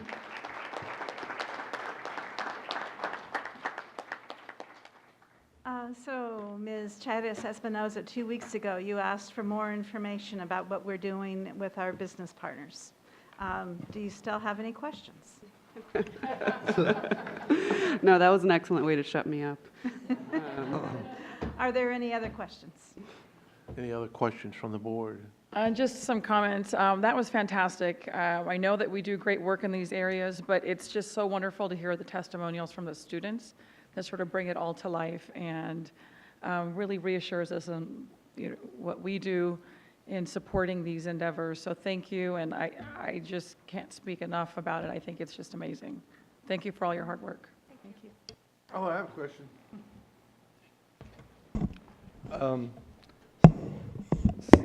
Some of these business community members who participate, do they get a tax write-off or incentives doing this? Most of ours do not. I know there are programs out there that try to incentivize business partners through tax incentives. We have not had to include that as an option. They've come to us. They've come to us and said, we need to diversify our workforce, we need to expand our workforce, and we want to know what we can do to help make this happen. Is that because they're under pressure or they're willing to do this? They're very willing to do this. Okay, so therefore, what you're telling me that is that we're not using these resources that are out there to get a tax break for these particular business community enterprises. And is there a way we could provide a workshop for them to get that, or what? What's the process? We could probably look into it and see if that's something else that we need to add as one of our tools in our toolkit. Okay. Attract other business partners. Because I know for a fact that, well, I've been studying different enterprise zones within our region, and we have, I'd like to give this to you, we have approximately a few enterprise zones, and I'm wondering if we could possibly participate in that program and get federal dollars and for these businesses to participate and use that as a wedge to get more, participation in our business community out there. And there's an investment incentive to that also. And so that's a new program that I've come across just recently. But yet, I know like Simmons over there, they have a lot of federal dollars, and I know they participate with Sacramento City council or government. And so that for Florin high school students, that'd be a very good opportunity, Simmons, because they have federal dollars and national contracts in which, they're a big company, and I see a lot happening there since, the last 30 years within that company, and they're growing a lot. They have big contracts. Also, I'd like to bring this to your attention, is that when I was a board member of the Florin Resource Conservation District, we did have a partnership with the Elk Grove Unified School District and it cost about $30,000 to run the program, to do a partnership and do some internship programs. And maybe with a little pressure, you might get that board to participate again, or, find out some resources, or again, some tax incentives or whatever we could get. Because apparently after that program, we did hire at least 3 or 5 students from the internship program. And they own and manage Elk Grove Water Services. And so I just want to let you know that existed, but yet I haven't seen no partnership recently with that company. No, I appreciate the leads, and we're always looking for new ways to incentivize employers to participate with us and our students. Funding is an issue for many of them. Right. Siemens is a partner with 3 Right. of our schools, one Right. of them being Florin, Mhm. and they're working on developing all kinds of opportunities for students. They just started allowing us into the facilities with minors just to tour the facilities. That was an issue. So we've recently started that process, but also now they're coming into our classrooms and providing instruction as well. And you're doing an excellent job, and I know it's growing, but yet I think maybe we need one more person in your capacity, because, 62,000 students, That's a lot. Yeah, exactly. So we'll talk amongst that as board members. Thank you Or for your just time. let us know if you need more help. Okay. Ms. Albiani? Thank you very much. Thank you very much for what you do, and I want to send out a personal thank you to Lennar. I have a son in the program right now that's planning to internship with you, and it's just a wonderful opportunity to see firsthand him and his friends and the things they're learning. It changes lives, and I am so glad we can give this opportunity to kids. Thank you.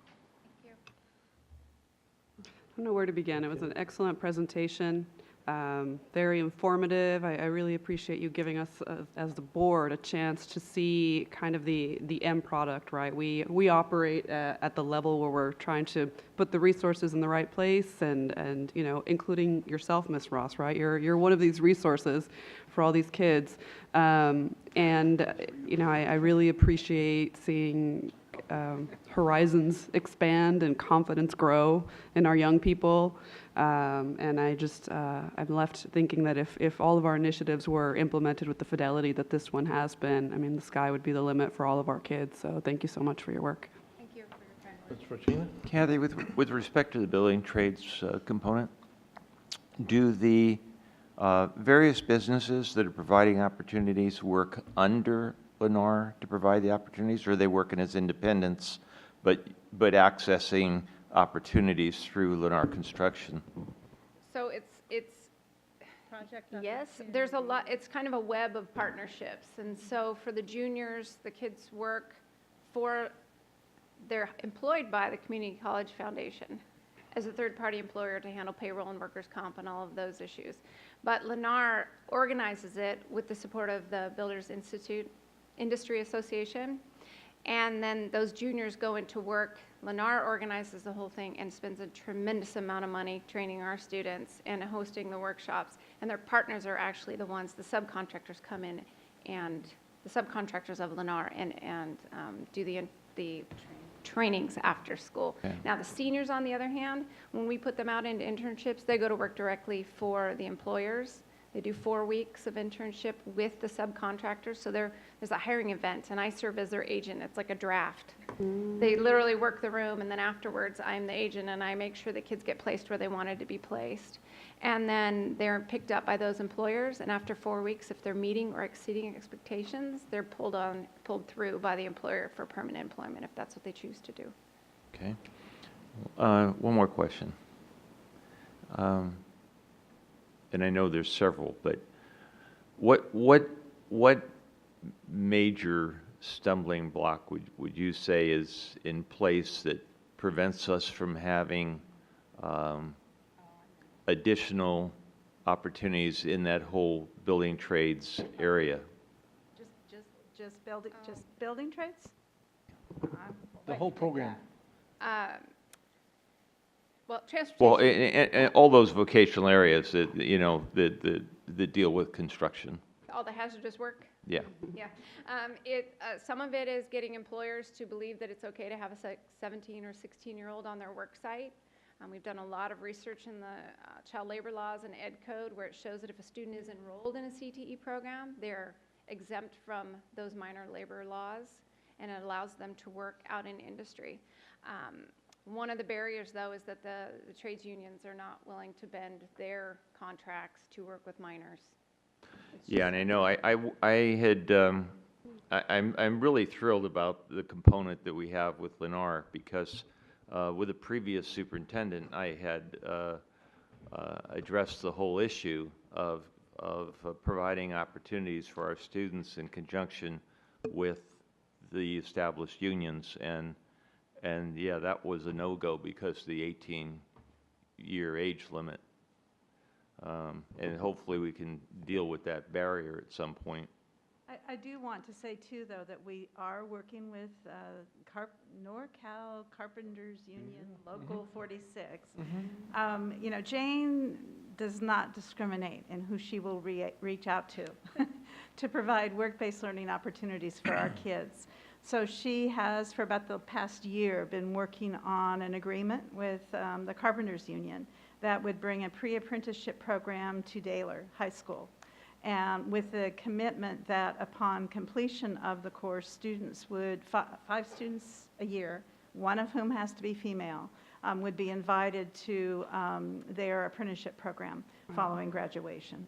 So we try to look everywhere, and Jane is fastidious about making sure that whatever the option or the opportunity is, that she knows the legalities from an education perspective and a labor law perspective, and we're doing it the right way. Yeah, well, the Carpenters have been just incredible in terms of opening their arms to providing opportunities for people.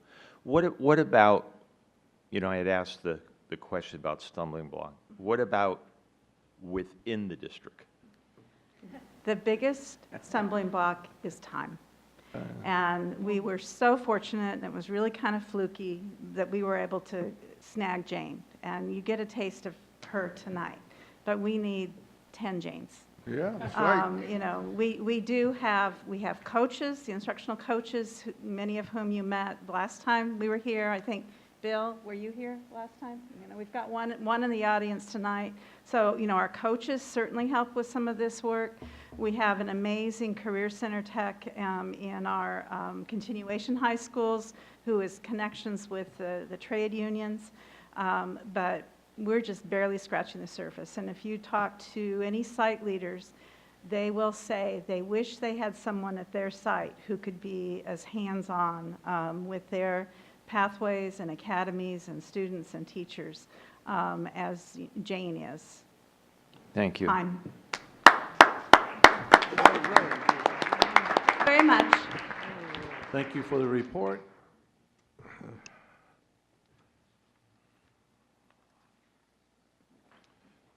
Okay, I want to call on Zonti Pinkerson, and we'll talk about the day of the elimination of racial discrimination, a resolution. Good evening, Board President Madison, members of the board, Superintendent Hoffman, and Ms. Avalos. Every day, each and every one of us can stand up against racial prejudice and intolerant attitudes, and encourage schools, students, parents, and the community to join us in fighting racism and standing up for human rights. Therefore, the Board of Education is asked tonight to adopt Resolution Number 50 that designates March 21st, 2019 as the International Day of the Elimination of Racial Discrimination. Okay, before we make a motion on that, I have Carol Rogers. Is that what you wanted to speak on that? Come forward.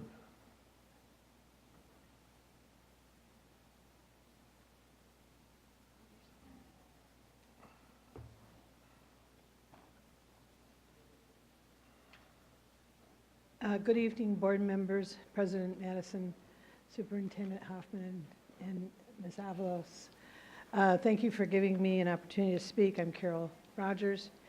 I am standing here in support of this resolution, but one of the things I'm concerned about is that it's important not just to be changing hearts and minds, but to also look at the changes that we need in terms of reducing implicit bias in our programming and changing the systemic racism that seems to hold back the African American students in particular in this district. So I would look for more programs and policies that help raise them up and give them opportunities like these career pathways. It would have been great to see some of them here tonight telling us what they'd taken advantage of to improve their situation. I'm glad that it's supposed to kick off a week of solidarity. And I just wanted to reference back to the block grant that you passed last board meeting on low-performing students block grant that is adding 9 social workers to address needs within this district, particularly middle and high schools. And I would think if this program is successful, as I pray that it will be, that you're going to have this dilemma of how to keep them on at the end of the 2 years. If there's no funding coming to renew that contract, I would look at reducing the number of school resource officers while increasing social workers to help students deal with their angst and stress. I think there's a lot that's going on, and I just learned of a student that's on life support right now due to taking her own life, trying to take her own life. So, and finally, I'd look for, if you have such a program of African American mentors for African American students, I would encourage you to increase it. And if you haven't got it, please get one. Thanks. Okay. I want to make a motion to adopt resolution number 50 that designates March 21st, 2019 as the International Day of the Elimination of Racial Discrimination. I'd like to move that motion, and I like to think that we do this year-round, that it's not just on this designated day. But Right. I'd like to move that. Thank you. Second. It's been moved in second. All those in favor? Aye. Opposed? Motion carried. Thank you. Thank you. Can I ask for a motion to approve the request from return from student expulsion? So moved. Been moved in second. All those in favor? Aye. Opposed? Motion carried. Okay, we have some blue cards here. I want to ask for 2 to come up. Violet Goss, please come forward. And Melanie Stark, if you can stand up after she finishes.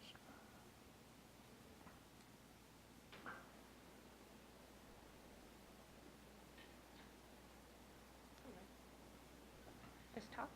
Yes, state your name. Hi, my name's Violet Goss. I'm a parent of 4 students who attend Elk Grove School District schools. The reason why I'm here tonight is in regard to bullying. And am I limited on time here? Okay. Your clock's right here. You had 3 minutes. Okay, so I kind of was just typing something up here real quick, and I was, so anyway, I'm a parent. I'm a very involved parent. I'm on PTO. I'm on site council. I'm like a district parent liaison, so I'm very involved in all the schools here. But just recently, my daughter was being bullied at MT, and it raised awareness of the issues we have in our school. I've seen a lot of other family members and their students go through the bullying, and it just really hit home when it became my own child.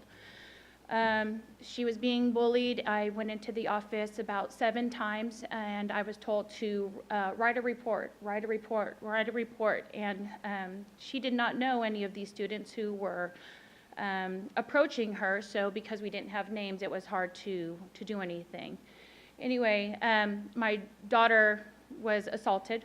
It was the end result, and suffered a concussion and bruised ribs. She lost consciousness and had let the VP and the nurse know. I was never called or contacted about that. I was called to let me know that my child was in an altercation. One, that's not okay. I should have been called immediately. But really why I'm here is for the bullying. I'm just curious at what point is it going to take, what severity of injuries is it going to take before we wake up as a district, as parents, as admin at school, and make changes? I know, I don't plan to sit here and take this laying down. I will come to these district meetings, month after month with more parents and continue to try and make a change. Something has to give. I don't know, I think a concussion is enough. I think bruised ribs are enough. I think mental, harm is enough. I, as a parent, am taught to protect my kid, and while my kids are at your guys' schools, they are not being protected. She is not protected. So that's where I'm at with this right now. Thank you for hearing me out.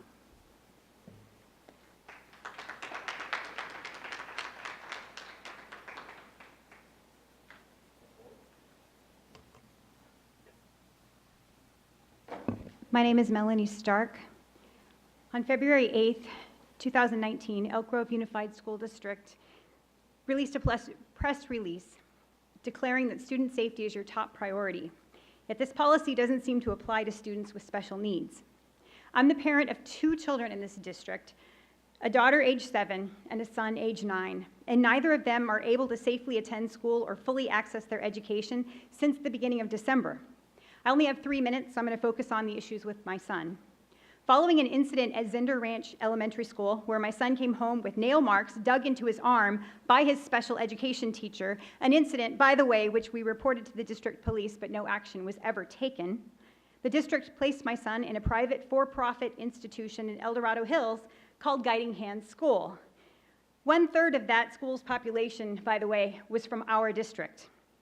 I became increasingly concerned with the amount of bruises he was coming home with, so I filed a report with the Department of Education on November 8th, 2018.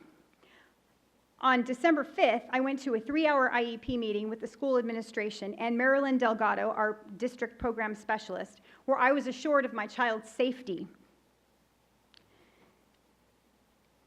The next day, the news broke that a week prior, a 13-year-old child named Max Benson had been killed at that school by being subjected to a 1.5-hour prone restraint, held down by his teacher, not for behavior that was threatening anyone's safety, but what was ultimately determined to be for spitting at another child.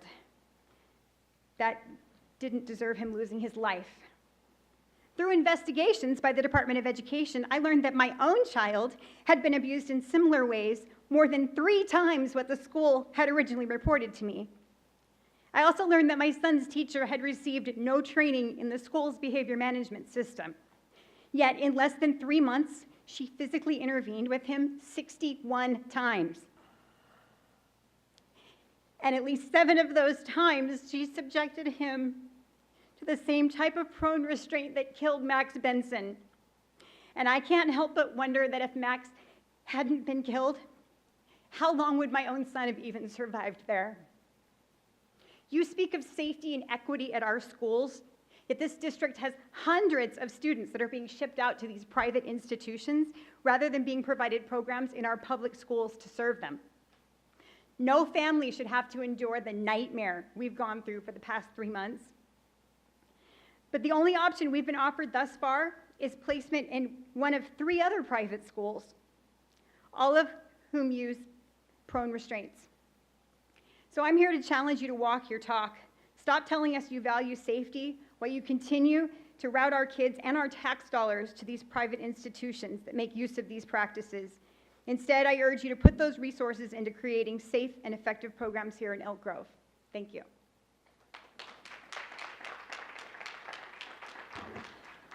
Okay, Sue Spillman, please come up. And behind her is Roberta Lowe Taylor. Come up.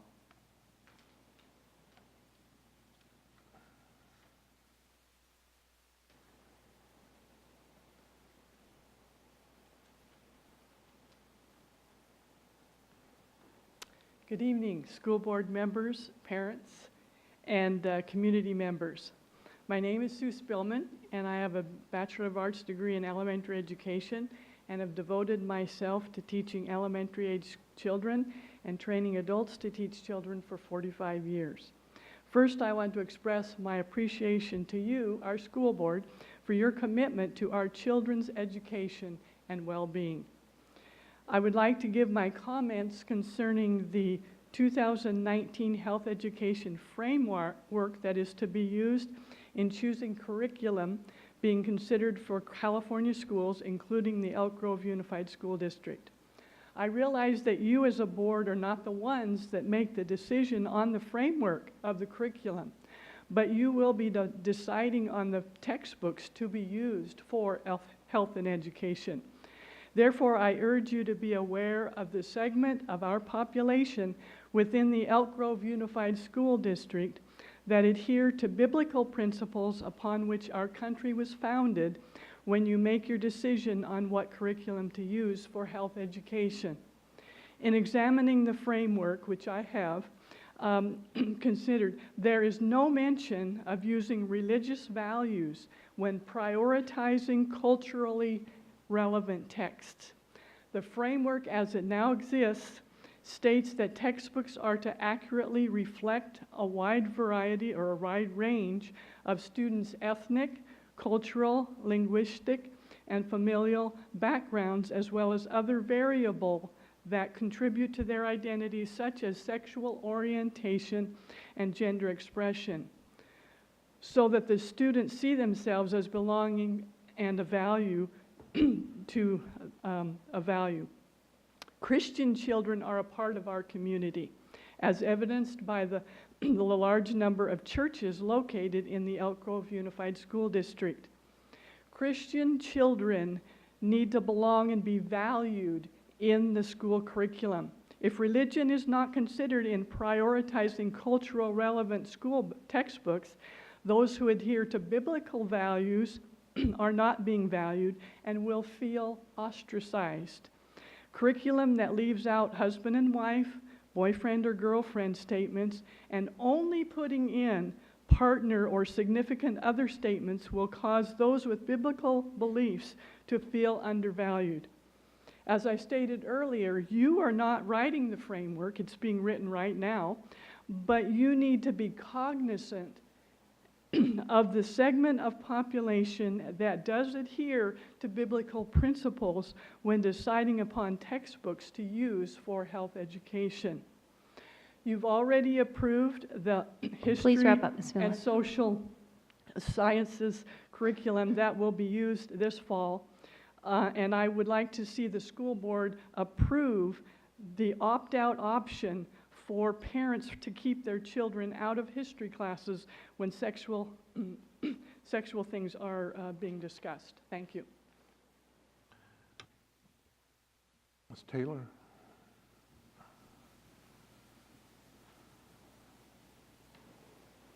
Good evening, board. My name is Roberta Lowe Taylor. I come to you today as a concerned grandparent, and I'm challenging you, all the board members, to make it your place so that no kid ever gets bullied, no kid gets called a certain race over there. And actually what the teacher did was inappropriate because she called them two Muslim boys.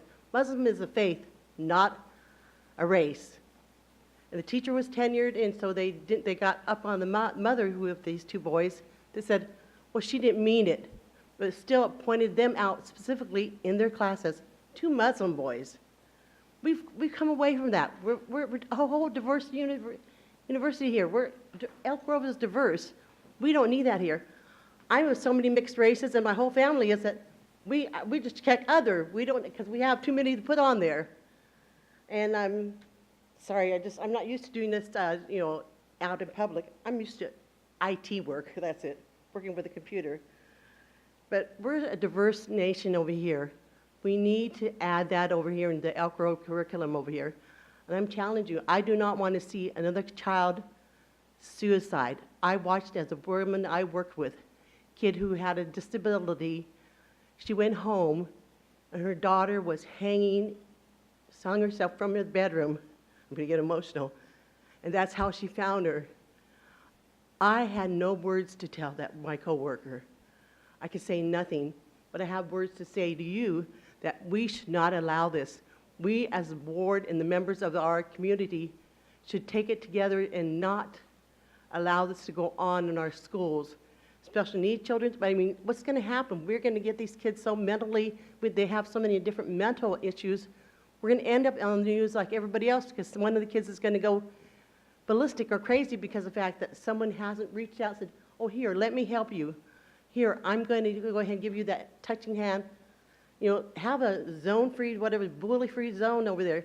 But basically, the vice principals and principals should be called on action as far as to take care of this and make sure that no child is ever bullied again. No child has to commit suicide because they can't go to school. They don't feel they're safe there, so their parent finds them at home alone and then there's suicide. Like I said, I believe in this day and age, I'm sorry, that race should no longer come into this issue. We're all different nationalities, different cultures, different everything. We shouldn't have that. Back in my parents' day, I understand because I'm already retired, that tells you how old I am, and I'm hiding all my gray hair. When they got married, because they were both different races, they could not even get married here in California. They had to go into Nevada to get married. And that's how it was way back then. And so we shouldn't be that way. Let's not go backwards. Let's go forward. Thank you for your time. Okay, Melissa Lee.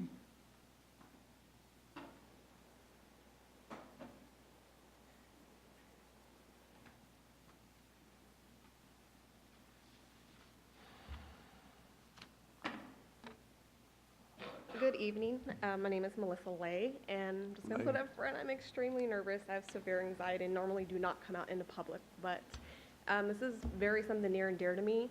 I heard other parents speaking about bullying, but mine also is a special needs son. And this is something that's been ongoing for a while. Second grade elementary school, my son was grabbed and shaken so severely that he had bruises down his arm.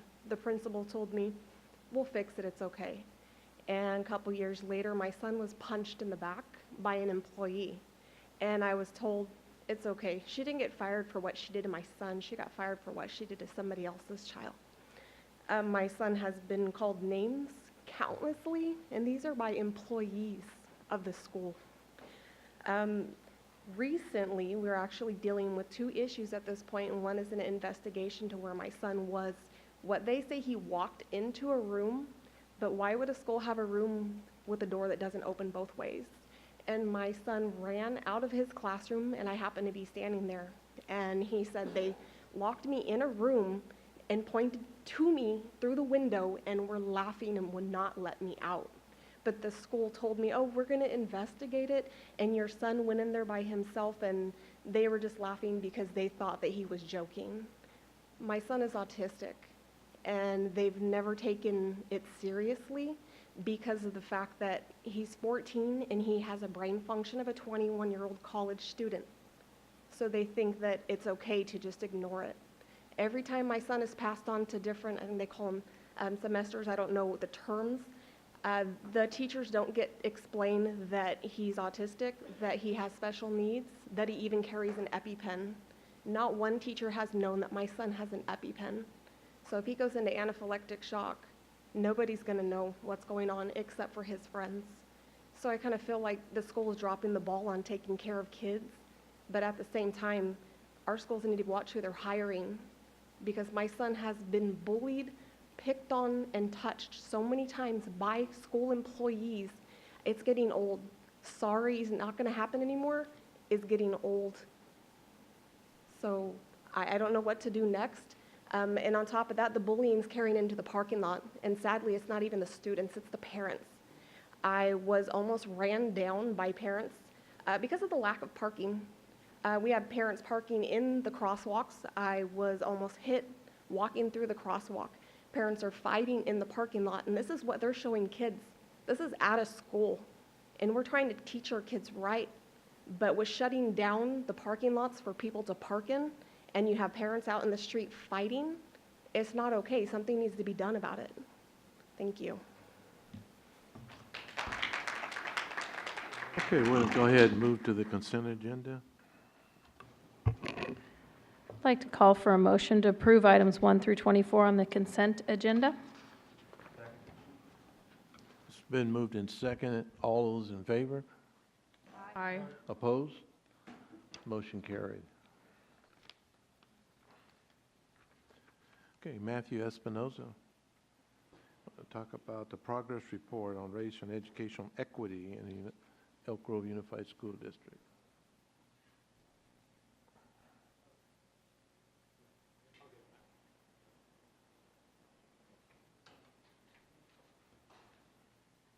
All right, good evening, President Madison, members of the board, Superintendent Hoffman, and Ms. Avalos. It's a great pleasure to be here to present this, this update for race and educational equity. As on behalf of the Office of Educational Equity, but really on behalf of the entire district, since this work is happening throughout our district, throughout our system, and at every school site. Is there? Here we go.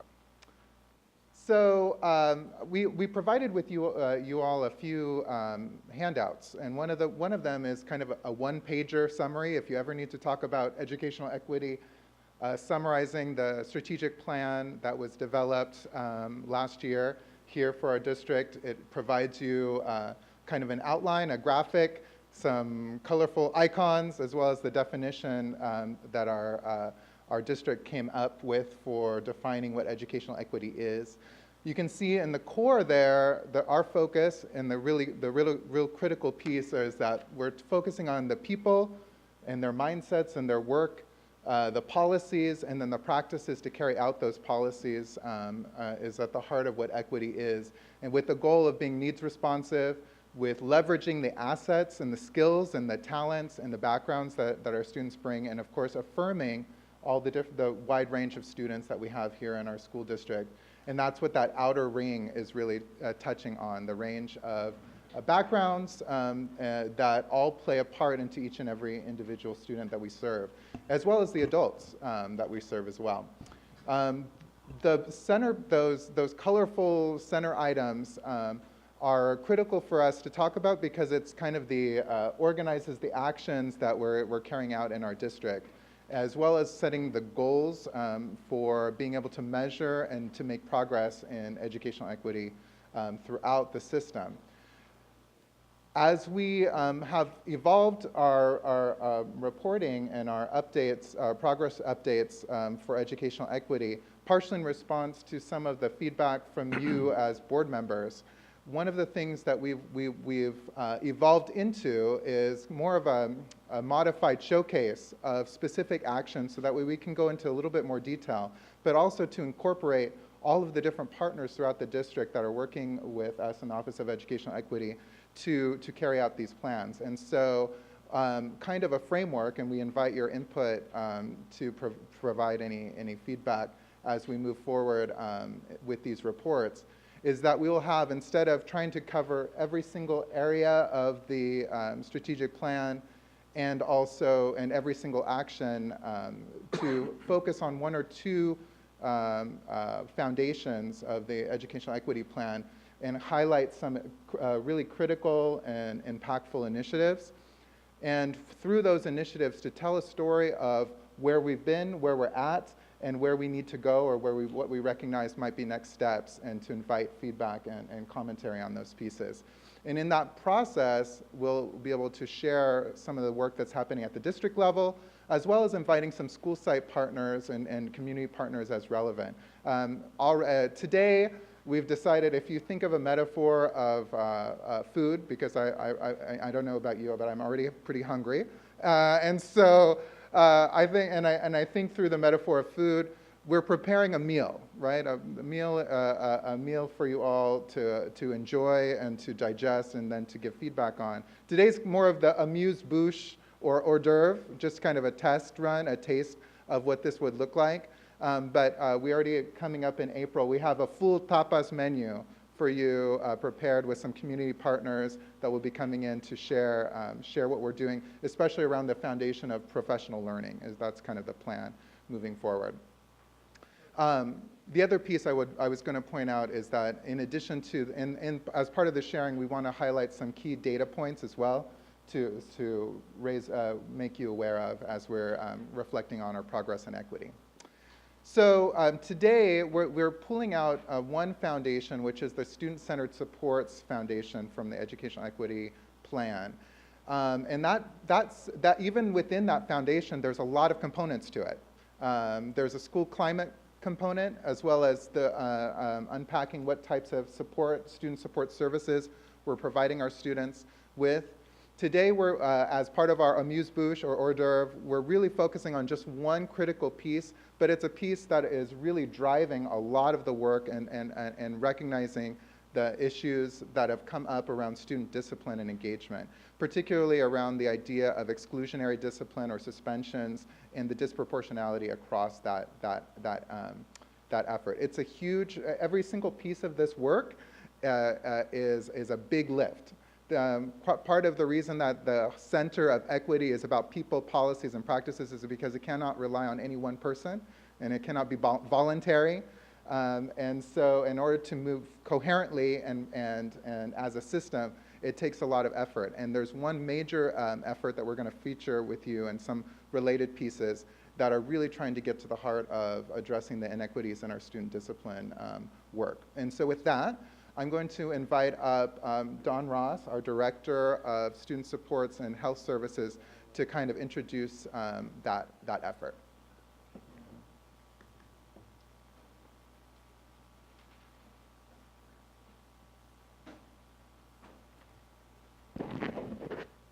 Thank you, Matt. Good evening, President Madison, members of the board, Superintendent Hoffman, Ms. Avalos. So as Matt mentioned, I'm going to talk to you a little bit tonight about some committee work focused on student discipline. And so the main brunt of that work was done by our Calibrated Discipline Team. And the Calibrated Discipline Team was formed to examine discipline practices across the district and develop a system of fair practices that utilize a variety of interventions, support students in a variety of ways, with the goal of reducing suspensions and then reducing and eliminating student suspensions, the disproportionality in student suspensions by our subgroups.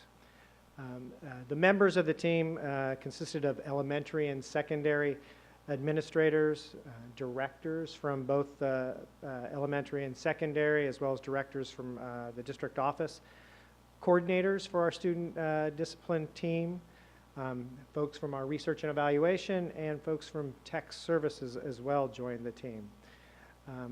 Together, we used the decision-making model. So we analyzed outcome data. We reviewed our current practices across the district, and we developed and utilized a survey for our school site administrators on the practices that they use and the training that they've received on school administration and discipline. And with that data, we identified the gap between the current performance, where we're currently at, and what our desired performance was going to be, or where we want to be. And then in analyzing that, the gap centered around inconsistent practices in student discipline across the district and between our schools, a gap in the use and the knowledge of alternatives to suspension and other interventions, and how we use data to guide us in making decisions about school climate. So those are the things that we uncovered through this data analysis. From that, the team identified the need for additional training for site administrators, specifically in the areas of developing positive school-based interventions, developing and utilizing other means of correction, using due process, as well as additional training around the use of synergy in entering data. And from that, the calibrated discipline team broke off into two specific areas. One, to focus on professional learning and student discipline. And then I'll talk a little about that in the next steps. And then also a team that looks at student data and analysis and how sites can use that, again, to help with interventions and working with students in developing positive school climates.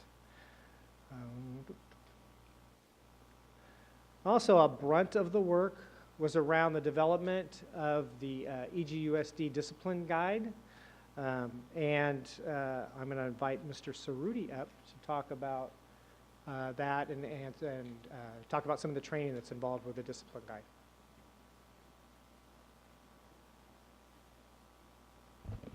Thank you, Don, and good evening. I'd first like to compliment Matt on his ability to integrate the term amuse-bouche into his presentation. It is. And I apologize for my distraction because I was back there trying to figure out how it was spelled and what it meant. But in terms of, just want to provide a brief update on the budget guidelines, real quick why, how, and what, and then I'm going to sneak in an update for you on the incident reporting system that will go live next week, so I'll give you an update on that. So just in terms of the why of the budget guidelines, and the board has received that, Mark, just real quick. So discipline guidelines? What did I say? Budget. I did that in a meeting last week. Thank you. I did it. I did the very same thing. Actually, it was this week. It was just when I was meeting with folks and Craig. Yes, discipline guidelines, not budget guidelines. Apologies.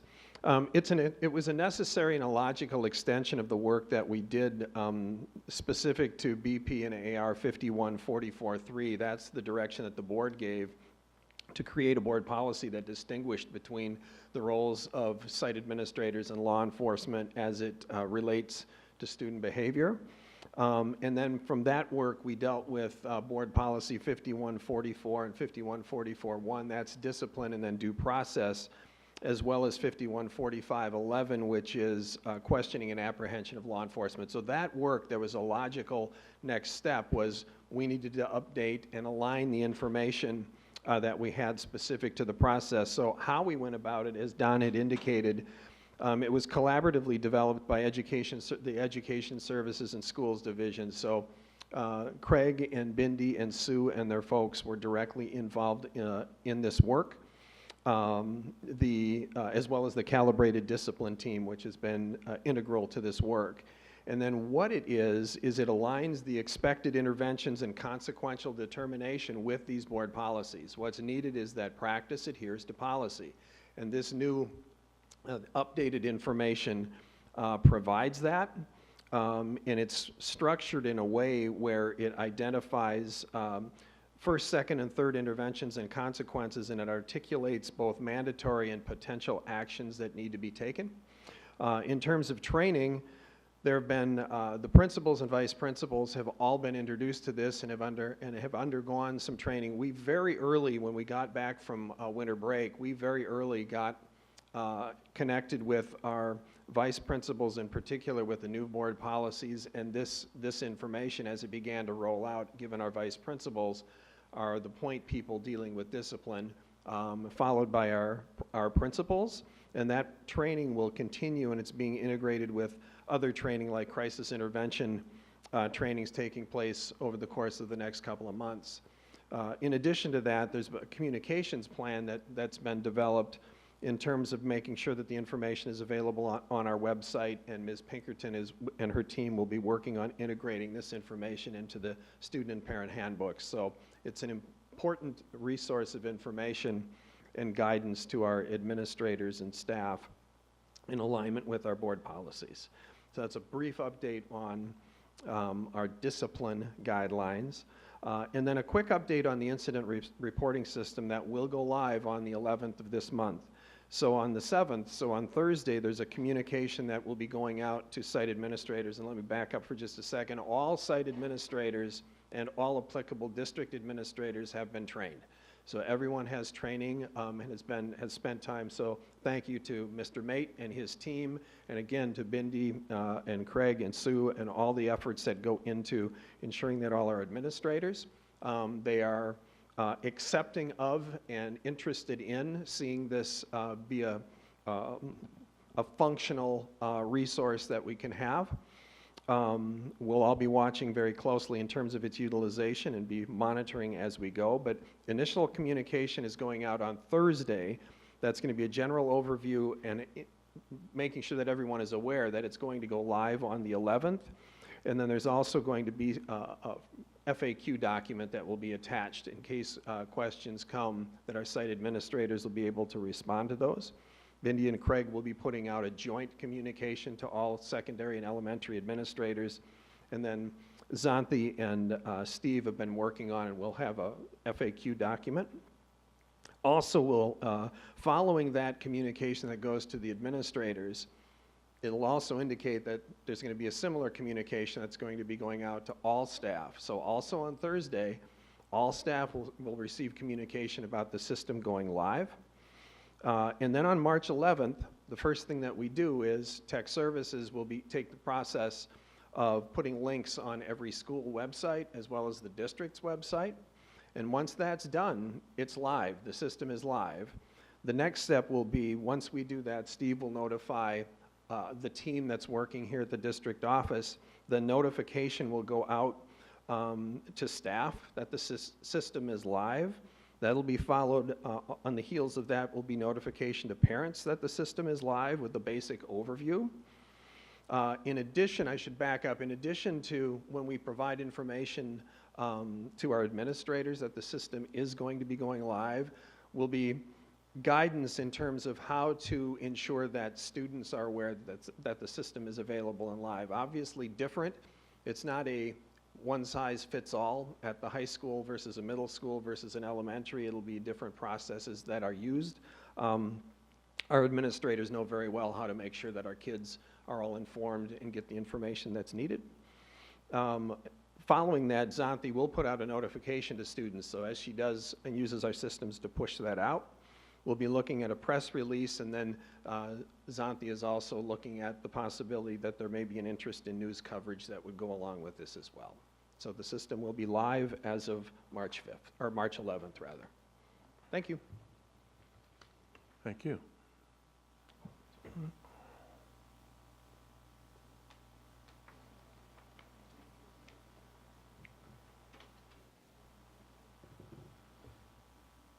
So as Matt mentioned, the Calibrated Discipline Team is the work that they've done is directly in relation to the Foundation for Equity and Student-Centered Supports.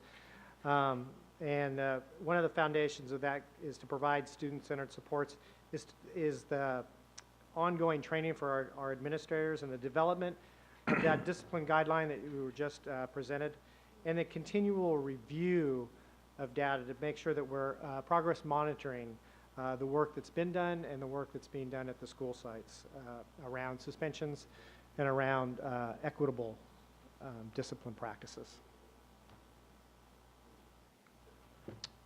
So our next steps,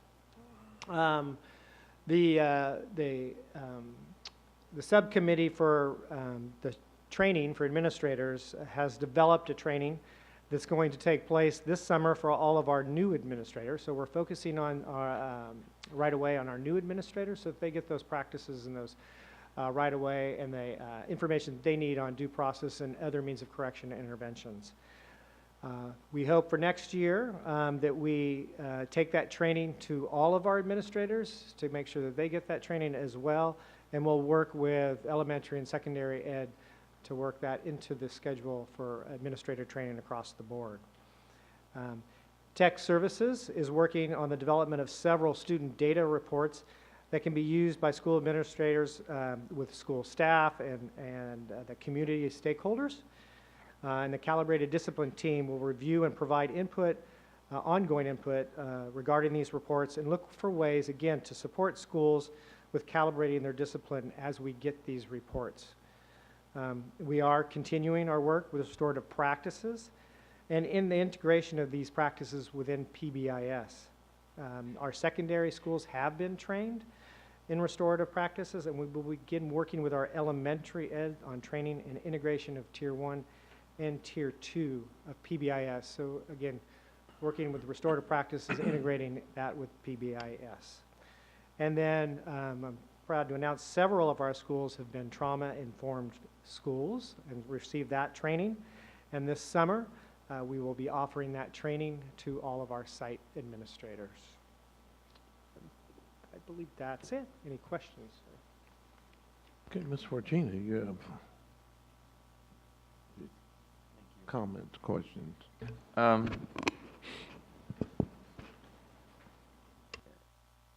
had the opportunity to spend quite a bit of time with Mark and Christine not too long ago in looking at how we are gathering and using the data that we get to come up with a better understanding of causal factors. At what point and how are you going to deal with that data in terms of sharing it and looking at strategies?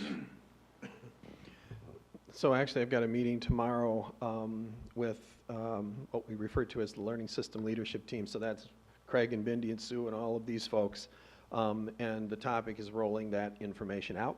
And so our principals will start learning about that this spring and into the summer, and then it'll be rolled out. In fact, I can't confirm. Obviously, it'll be up to Chris and the board in terms of what if the board has and what that agenda would be if there's an August workshop. But there's been some preliminary conversations about bringing that, what we shared with that information with the board, and taking a deeper look, because we should have several programs that are up and running in terms of that program implementation continuum, that analysis that we have. So next year it'll go live.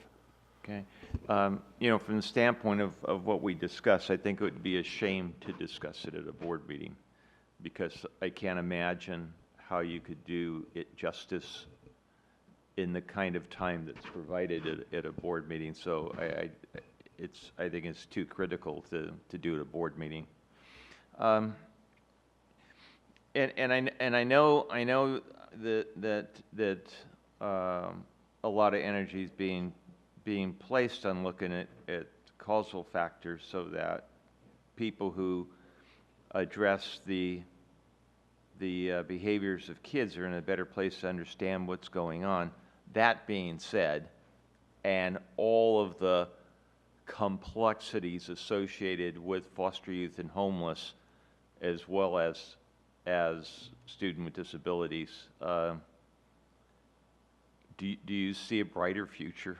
I mean, the problems have been, especially with foster youth and homeless, have been existent for so many years, and the transiency becomes such an issue, and the anger is always present.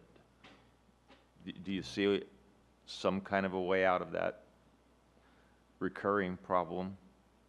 So I think the fact that we will continue to get better, and the one thing that I would say is that we have, and while there certainly are challenges that we face, there are many successes that we experience every single day.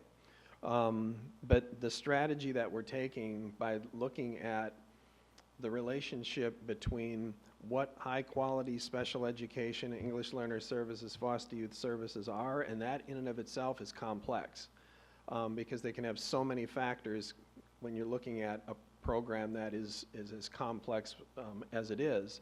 But we've been wrestling with it, and when we're able to look at the level of implementation of programs at individual schools, and then look at the relationship between their level of implementation, for example, of PBIS, and then looking at that and transposing that over specific student data, whether that's academic or social emotional data, this is what we'll be sharing with the board, because it's not necessarily the answer, but enables us to analyze what's happening at schools at a much deeper level, and it will enable our principals and us to support our sites in a much more strategic manner.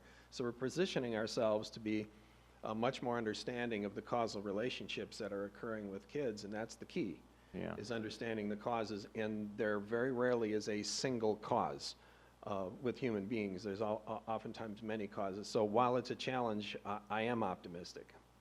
Yeah, you want to talk first, Matt? I just wanted to say that when it comes to equity, especially for subgroups and student groups that typically are underserved or require intense amounts of support, inequities thrive when there's a lack of coherence.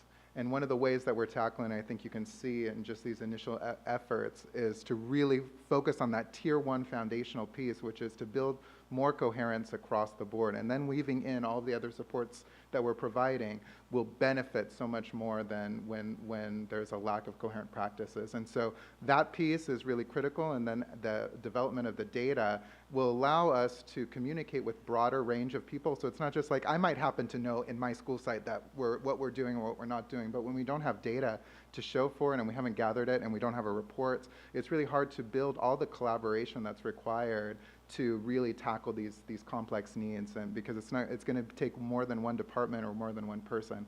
And so I think that just those two pieces alone are going to help us for many of our groups move forward. Of course, there's still a wide range of needs, but I think the coherence and the communication and the data and review of implementation is really a critical part of moving our equity initiatives forward.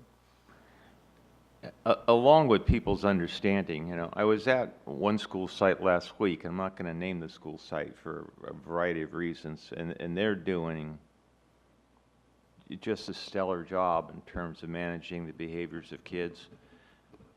But we hear, unfortunately, a lot of frustration and anger. It seems like twice a month from parents and various advocates about bullying and suspension and expulsion and so on and so forth. And I think it's paramount on everyone's part that they understand the children we're dealing with. The school I was at last week, if you take the time, it's readily apparent the differences amongst the kids in the different classes, and the skills that it takes on the part of the staff working with those different kids to be able to deal with them in a responsive manner that's good for everyone. And yet, there are situations that come up every day that exacerbate the whole problem, and one of the biggest problems is not enough hands. So you can understand perhaps the root cause of an issue. You can document the number of times something happens with a particular individual, but we have locations where there just plain aren't enough people. and that becomes one, I think, that becomes really difficult to deal with is when you deal with suspension or expulsion. Because if you have a kid who is escalating and you don't have the staff to address it, it's pretty difficult to resolve the issue positively. And then your only option is to suspend or expel. You don't have any other options if you can't manage. So I think what you're doing is really critical. Everybody really understanding the precursors of behaviors is really, really important. And I think it's also important that we understand in some situations the actual realities that, it may be tough to make changes within current structures. So, thank you. Ms. Albione? Thank you for the report. I'm a huge fan of this shift of how we're doing this, so that's my 2 cents in there. The discipline guide, we included parents in developing this, correct? Because we included parents in the BP. The parents, the group that we had, the community Yeah. group that I was working with, Yeah. they had exposure and had an opportunity to look Make that over. input. Okay. Well, I think that's just an incredibly important part, that we are listening to them and giving them avenues to have input. So I wanted to make sure that was on the record. And actually, if I could, because the expanded group, the group that originated, and it expanded the first meeting that we had, so there was nearly 40 people in the room, half of which were parents, had an opportunity to review that document. Okay, I just think that's key. The second thing, we had met and talked about it ourselves, and I love that, and when we hear that parents didn't know, it always breaks my heart, and I love that in the first paragraph it says we're contacting parents, so I just think that's so key. The idea of a reentrance conference, that we're helping kids that are having a hard time to be successful, is really important. And then, so we're going live on March 11th. Yes. And everybody's been trained at every site, we're ready to go, huh? We're ready to go. That's so exciting. So, let's go. And if I could, just so, just a point of procedural clarification, and Superintendent Hoffman may have mentioned this previously. When folks come with public comment, and just so the board knows and anybody watching this is aware, we have all that information and we follow up with all of the folks that are here. In many cases, we've worked with them previously. And we'll continue to work with them, but I just want for the record that we follow up the very next day. The superintendent pulls cabinet together to review what took place in the board meeting, and we review all of those, and we reach out and contact those parents immediately.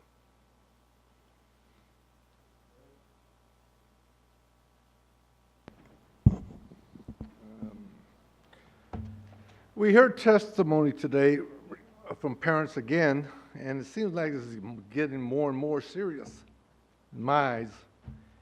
And so I'm wondering, in one situation, a mother comes up to testifies or gives testimony that her son was bullied 8 times. So that individual teacher or aide would document each time that individual is bullied as a victim, or the bullier is documented.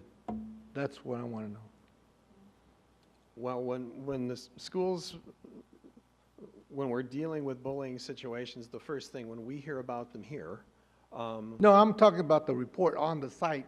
Well, and so when we hear about them here, the point I want to make is we follow up, and then what we're doing is then Bindi and Craig, and in particular the directors, will contact the principals and find out what information they have to date and the processes and procedures that they've taken. And anytime there's interventions, those interventions should be documented in our student information system in Synergy. So there should be information about phone contacts, interventions, that should be documented in the system, and all of our administrators know that. So are you saying that each administrator is instructed, has been given training, that in that classroom, that victim that's been bullied will be documented each day, and that person that was the bullier will be documented? And that's the way it's... Student information is input, and student information can be input also by teachers. So when teachers are working with kids in classrooms, they understand and have had training in terms of how to put intervention information into our student information system. You're saying intervention. I'm talking about documentation. That's what that is. It's Okay. referred to, they go into intervention screens, and if I'm getting it wrong, Don, by all means. Okay, you say, Don will be able, well, it's okay. because that's what they're referred to as. Well, right. Those are all referred to as, but I'll let Don share with you Okay, specifically. well, literally because the what I'm concerned is, you know, behind closed doors in closed sessions, we deal with $1 million lawsuits. And when I hear when an individual individual parent comes up to us, says 8 times in a row, that's serious to me. And that could cost our district millions of dollars when that student is bullied till the time that we come to a fatal suicide. So what I'm wondering about, the time lapse, for instance, if you had received, every day you get a report on each school site, each classroom, and is there a trigger when you call that principal or that teacher or investigate that teacher is mishandling a student, blah, blah, blah, or whatever? Okay, what's the trigger point? If they make an accusation that this student was... So, in the system. Oh, so when a bullying occurs, right, in the system, Synergy has you put in the person who committed the bullying right. and the victim of the bullying. Right. And so we report the victims out to the state as well. So right. so in the incident, everything is considered an incident. Right. It asks for that information, and so we Very put good. that information into the system. So, and do you foresee that parents we will have less parents after March 11th? I would anticipate we'll have more. We would have more? Because there's a new system for people to be able to utilize, and there'll be people that may not, for whatever reason, feel safe in reporting now. So I would imagine the initial response will be an increase. Right. And that's what I think that's what the data showed right. with this company when they've done it. I think being able to do it in the late winter, early spring is a great opportunity to kind of work through some of those growing pains that I think will be part of the process, and with full implementation and the bugs worked out rolling into next school year. But on the initial piece, anytime you do something like this, my expectation you'd see an increase in the short term. Right. So those are my concerns. I think this is going to work out fine because the fact that we're going to start dealing with the issue, it's because it's documented and there's going to be somebody responsible, right, at the site, like the VP most likely, vice principal. Vice principals usually do, yes. Most person that immediately nip this in the bud or whatever, figure of speech. Okay. So I understand that we have data that you reported in your presentation district-wide, but also we're going to get, or you're going to also report by school site also, correct? And by ethnicity and by special ed, all those subgroups, correct? Yes. Oh, very good. Now, no, that's a union issue. Is that it, Mr. Perez? Can we move on? I have one more, I think. Oh, what about student right issues? Have we been working on that issue? I brought this up before because the fact that, we're getting up discipline, but yet I don't think, I feel that our students do not know their rights as students with their, we could have a very excellent handbook for parents, students, and all that, but yet I do not feel comfortable that students know the rights. So to say, I need a lawyer or I need my parents here in my presence before I say anything. So that was actually something that came up in the work specific to the development of the board policies. And we've been in contact with and are working with legal because it's not a simple matter. So I'm not saying that we're not going to address it because when we say student rights, the topic is very, very broad. Yeah. So what we are looking at is having information in the handbook that can direct our students and families to specific websites and things like that, which will enable them to find out information about student rights. So it is a topic that's been discussed, and it'll be an addition into our student and parent handbook. So this is one segment of your section, right, or your division, whatever, right? So later on, are you also going to be reporting on achievement gaps and things, all that, near future? Yeah. So like we mentioned in the earlier kind of the summary graphic here, with all the different components, there's a curriculum and instruction piece, Right. an opportunity and access piece, professional learning, which you already have tentatively scheduled for the April piece. We want to revisit the student-centered support to talk about the other kind of support services that are being provided, the community and family relationship work, and then also the recruitment, hiring, and retention. And so, like I mentioned before, our plan is we have another, I think, 3 more sessions, Right. and that each time we'll cover 2 of those areas and call out some of the key data pieces and key initiatives. Okay, thank you very much. Yeah. Very good job. Okay. Dr. Crystal? I really liked the report. I felt it was thorough. I liked how it was identified, some of the inconsistencies at the sites, how you mentioned that, and how we can go about looking at the data to implement some best practices, because that's where some of the change happens. And so data can be a tool for a lot of different aspects and avenues, but I think when we look at it as a way to identify strategies that we can implement across a school site or a certain pattern within the district would be helpful. So I'm hopeful that that will come out of some of the data reporting. I also like the slide and the distinction between student discipline and then the fact that we need additional professional development training across, the district in general, I think is really helpful. I'm interested to know how the incident reporting, once students or parents start reporting incidents on the new system when it goes live. I know there's a team identified, but I just am interested to see the contact when that will be made, to either at the site level or outreach to the students or the parents. I just want to make sure that there's some transparency to the process and how the reporting takes place, and within that time frame, if that's going to occur a response within 24 hours, or just to make sure the matters that are reported are followed up on. So I wasn't sure if some of that has been worked out yet.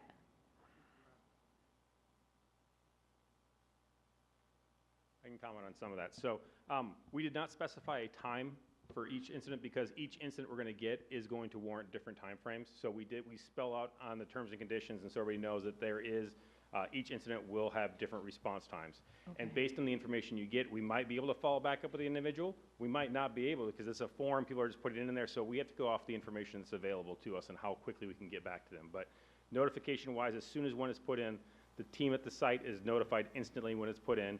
And every 24 hours after that, there's follow-up emails and notifications sent off saying if it's not being taken care of. And at some level, after that first 24 hours, district staff are also starting to get notified as well. So there's transparency going all the way through there. We have access into the entire system, and certain instances when it's the harm to self or others, that one is chosen that safety and security team is also notified instantly with that one as well. So there is process through the whole thing, and but there's no set time for how quickly we'll respond. Mm-hmm.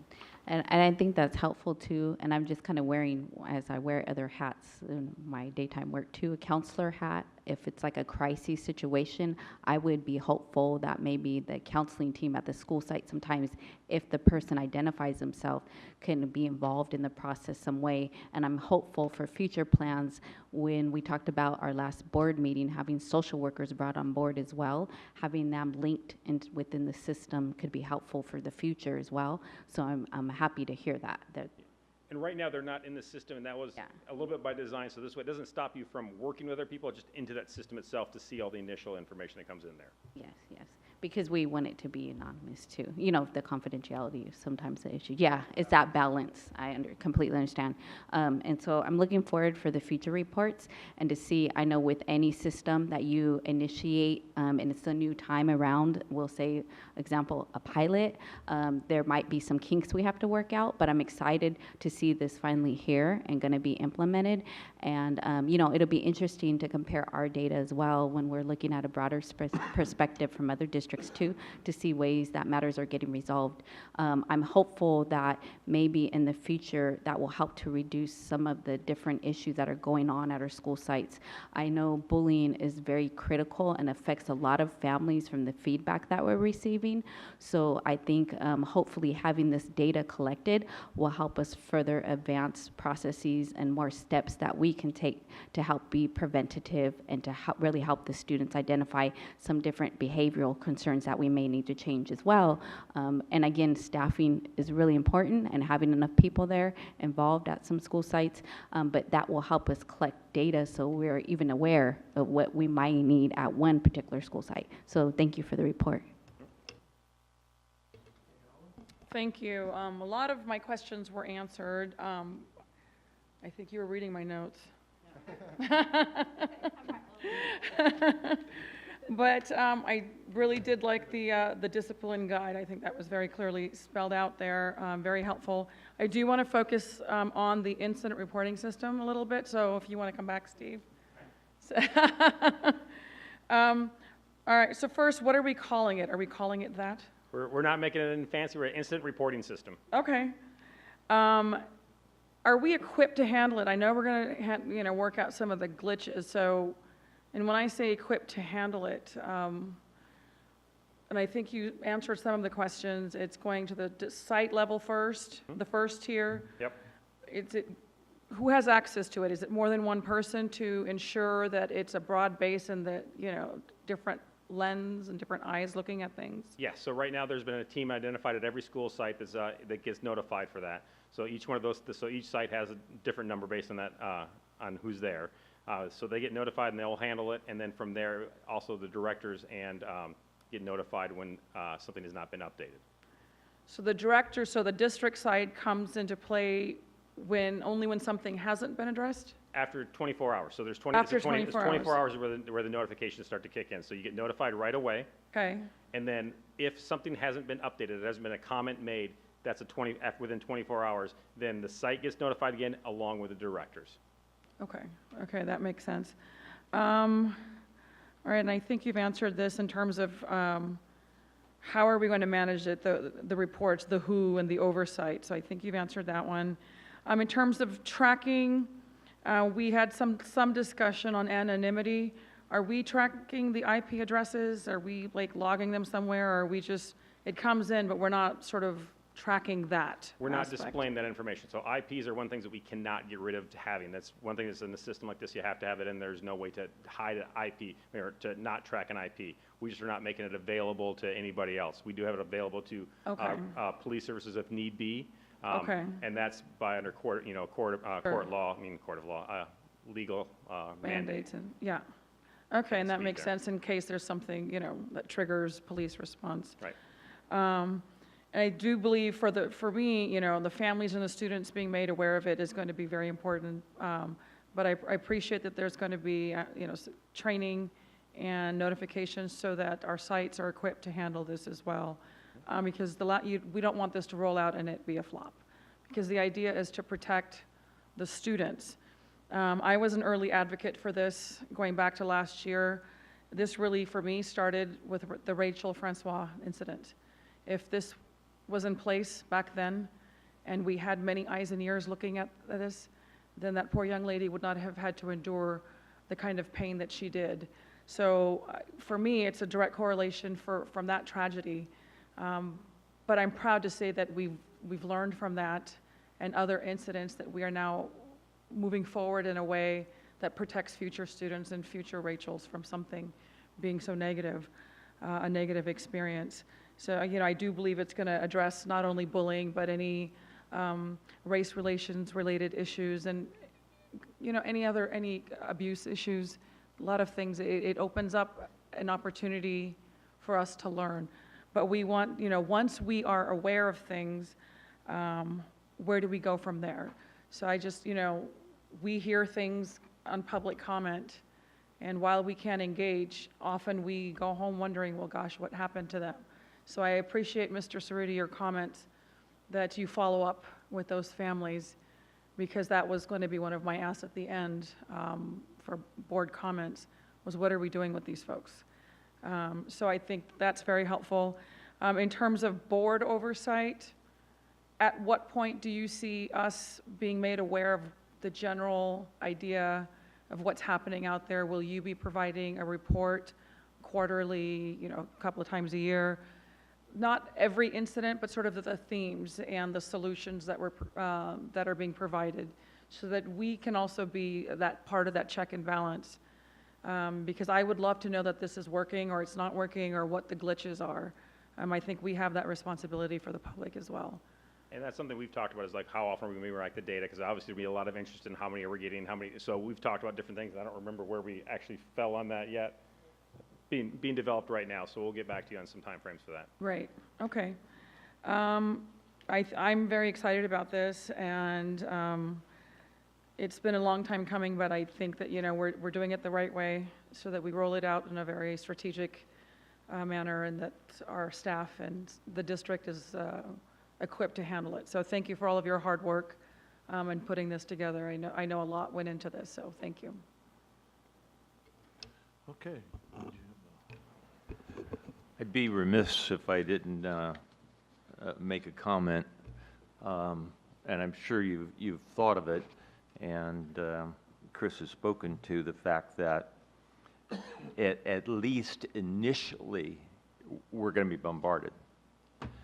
And the thing that I need to say is that I hope that everybody realizes that the person who is going to be directly impacted is the vice principal at the school, and that they're going to have to do a whole lot of more work than they're already doing. That's not to say it's not important to find out what's going on, but there's also going to be some realities in terms of time that's going to be taken.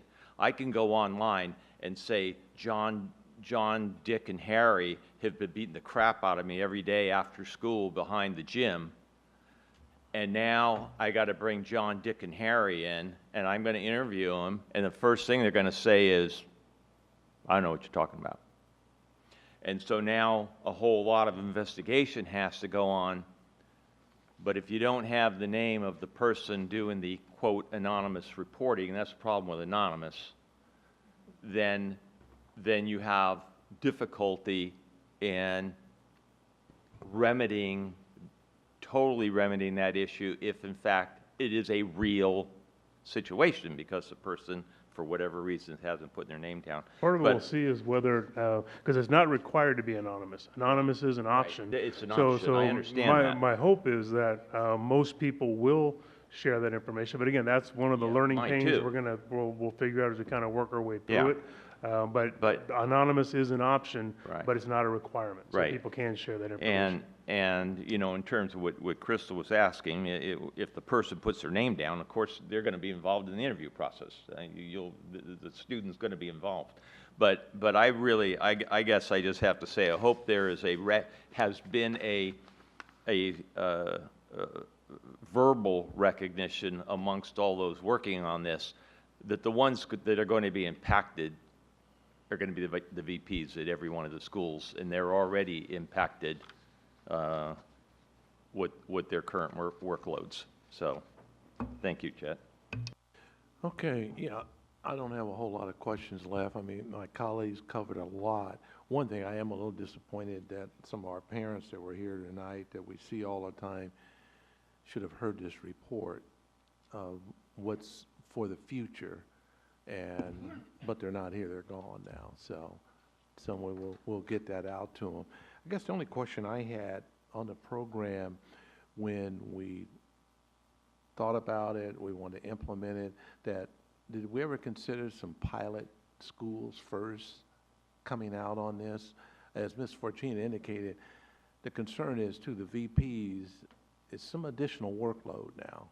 We did talk about it, but then we also had the conversation about, well, why these sites? Why would you pick certain sites on that one? Like, why would we choose site X or site Y?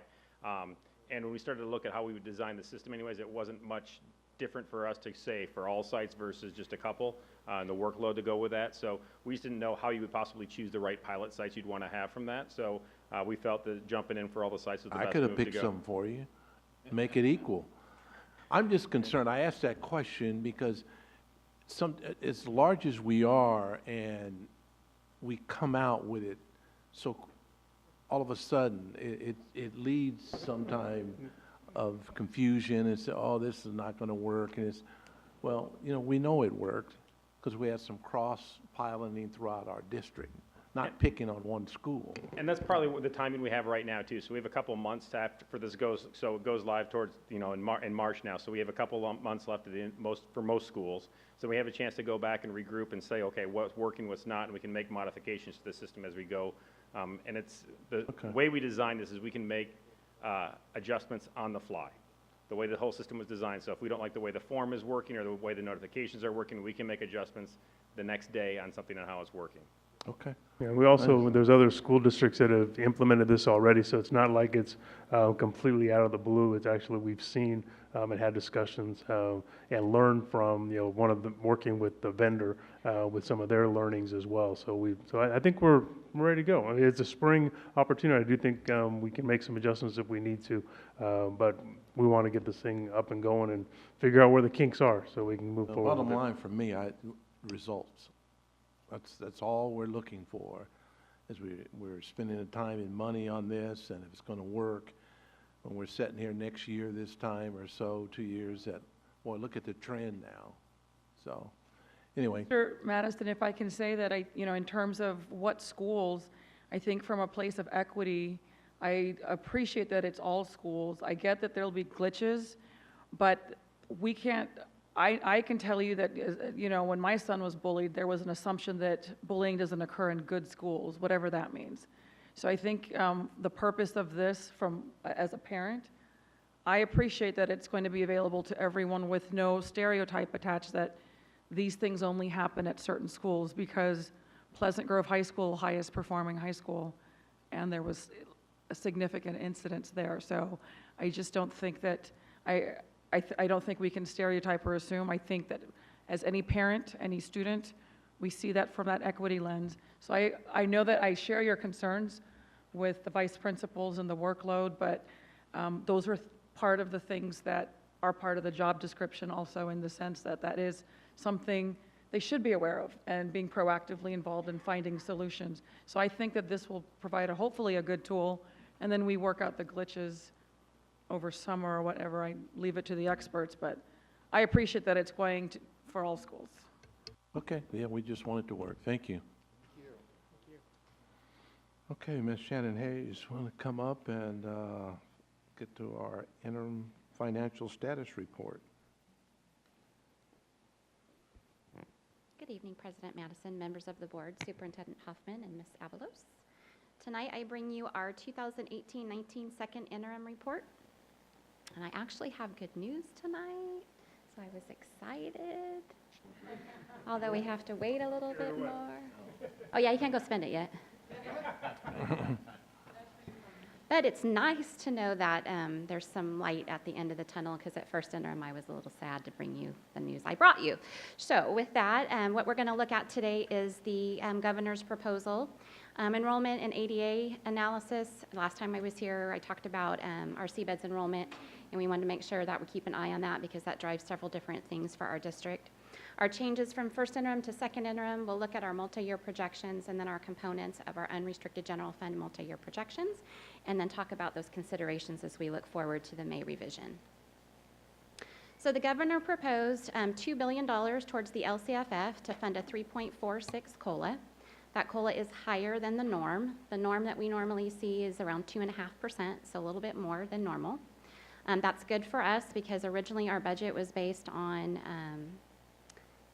COLA only, with no growth built into it, at a much lower level. And our district, with step and column and health insurance rates, we cannot sustain our normal costs. $3 billion of one-time non-Prop 98 funds towards CalSTRS. That was huge. $576 million to support students with disabilities, and then another $2.4 billion in programs and services for early access to care and education. So they're calling it early access to care and education. That's where we saw the kindergarten, all-day kindergarten proposal, and some of those early childhood proposals that he had. In looking at our ADA, there was an interest to see if we could get a better handle on what our ADA change was year over year. We have been building our revenue side of the house based on prior year information, but we were seeing a change that we weren't able to respond to until the end of the fiscal year.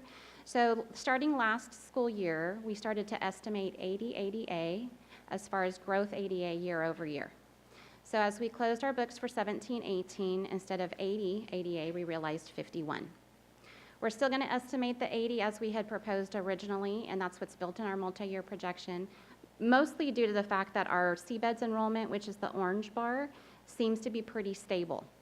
So we're going to stick with that for right now for one more year and then see what the trend looks like and then adjust accordingly. The other factor that drives our revenue is our unduplicated counts. Those counts are based on census information, so again, based on CBEDS. You can see it's kind of been bumping around a little bit. For 18-19, it actually dipped a little bit. That result is due to several different factors. When we look at the different counts, all of our counts are down. So our free and reduced lunch count is down, English learners are down, and foster youth is also down, which is driving the overall percentage down. The good part about the LCFF, it's a 3-year rolling average for those enrollment numbers. So you don't just drop off a cliff the next year, it's averaged out. So we don't feel that impact as readily as one might. And our enrollment trends have still been relatively flat, which has been nice. They're either up a little bit or flat.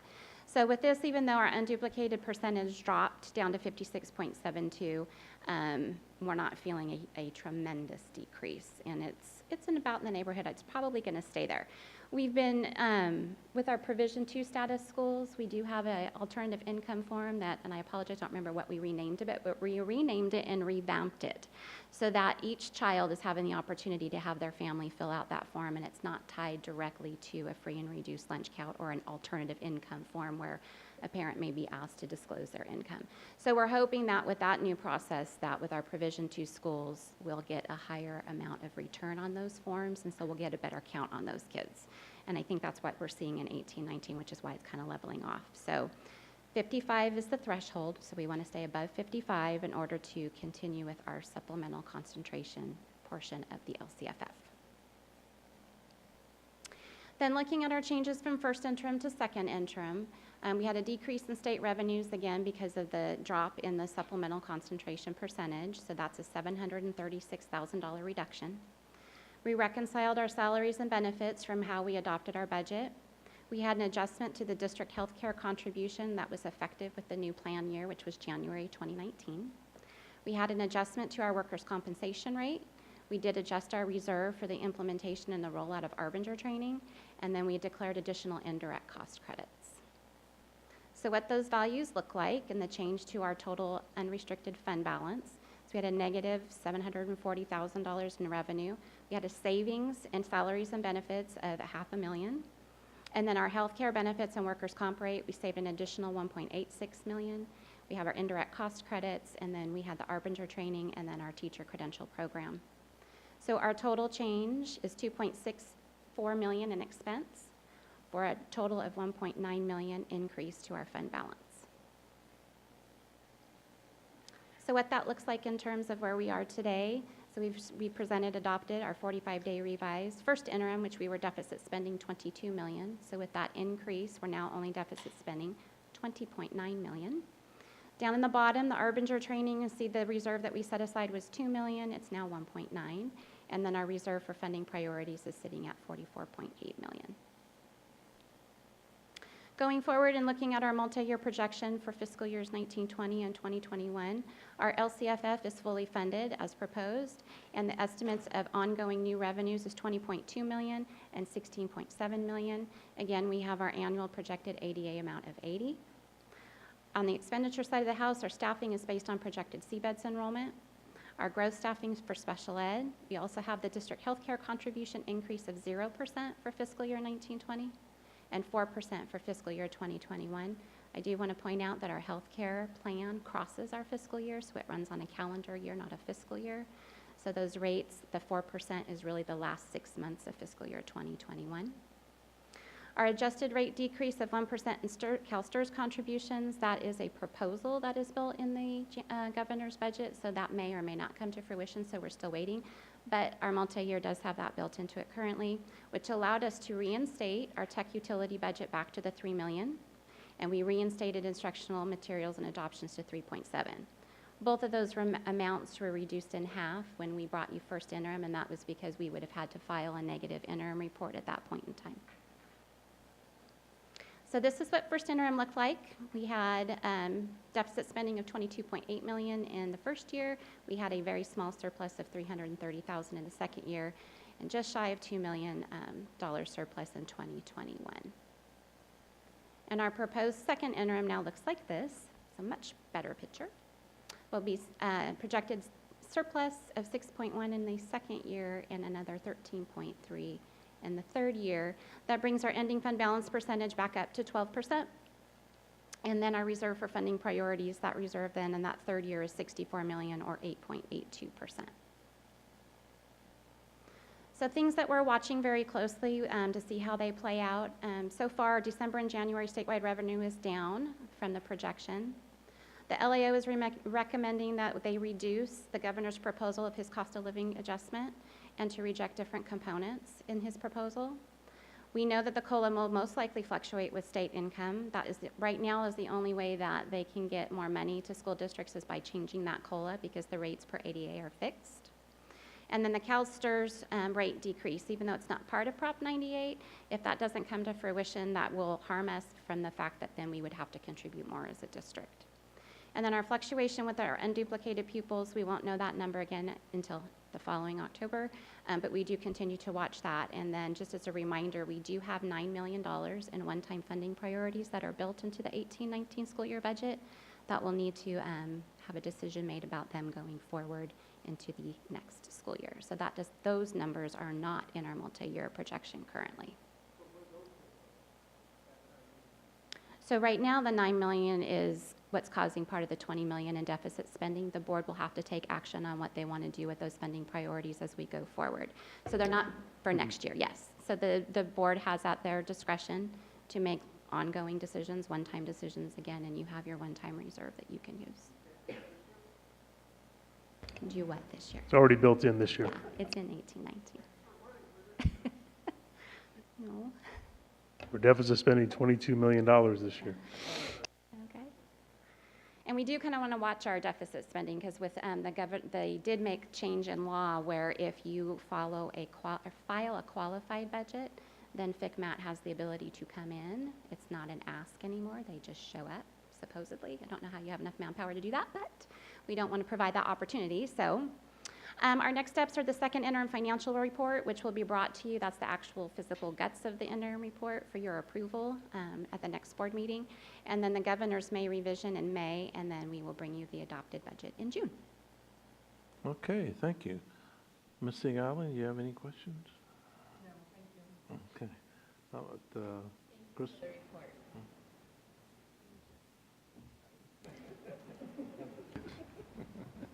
Okay.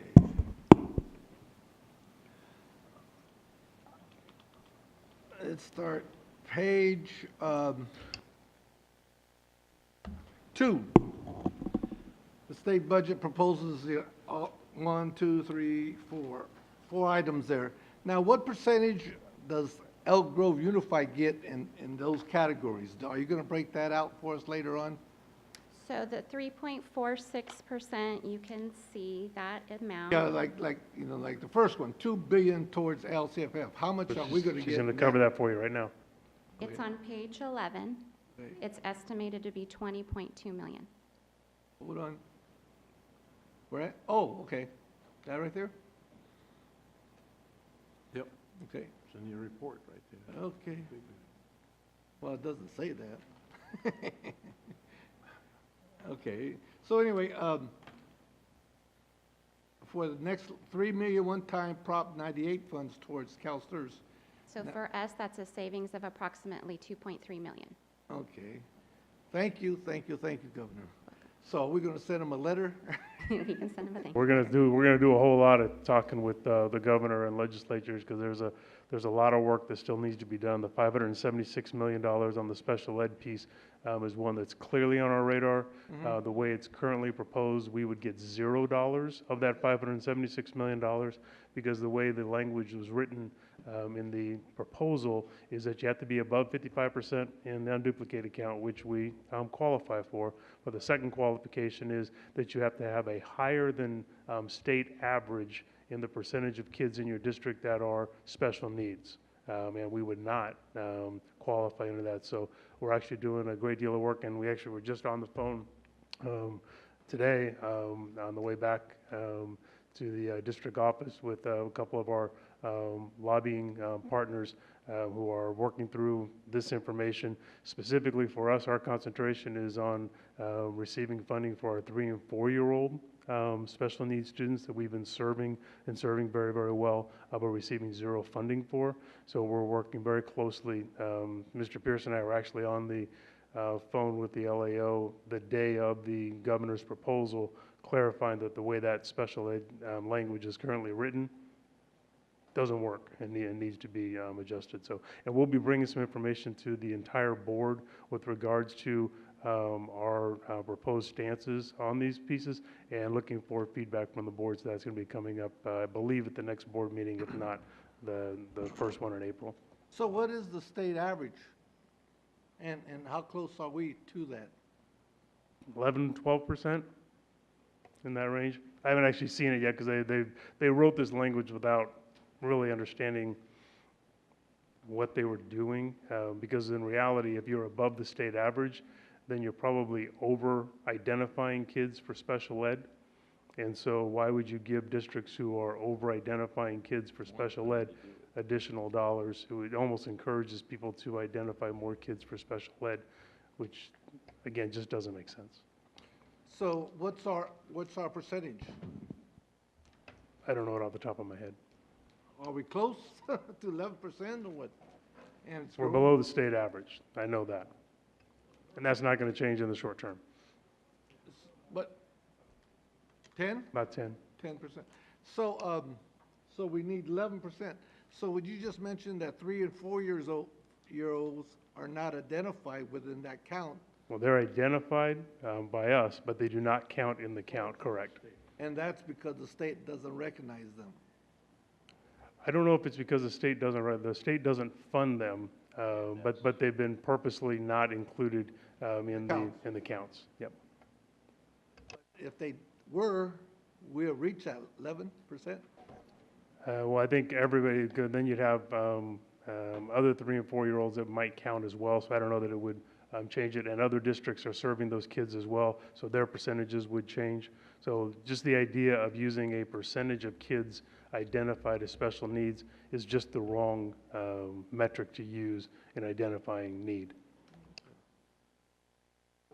So I'm wondering, like, the issues regarding our transfer or graduating, what's the terminology used, when our English language learners exit that designation, that policy, I like to review, because, you know, I think myself as an English language learner, it's a lifetime learning process. I personally feel that English language learners do never, ever, most of them. Our redesignated kids are Yes. the highest performing kids in our district. Yes, but they're continually learning the English language. Just like all of our kids are. But Right. when they meet the requirements of redesignation, Okay. those kids are our highest performing kids in the district. So, as a result of that, I was wondering how that policy that we're doing, how many of those students are, are out of the program, and how that affects our percentage-wise. And because the fact that we're almost getting to that 55%. We're not going to keep kids as No, I'm not saying we're non-redesignation, not keeping so we kids. get funding for them. I'm saying that we need to continue serving them supplemental concentration services after school, during school, and such and such. I think, Also- Mr. Perez, this is a report that Ms. Hayes is presenting to us now. Do you have anything pertaining to her anymore Yes, about? yes. What is the that? budget.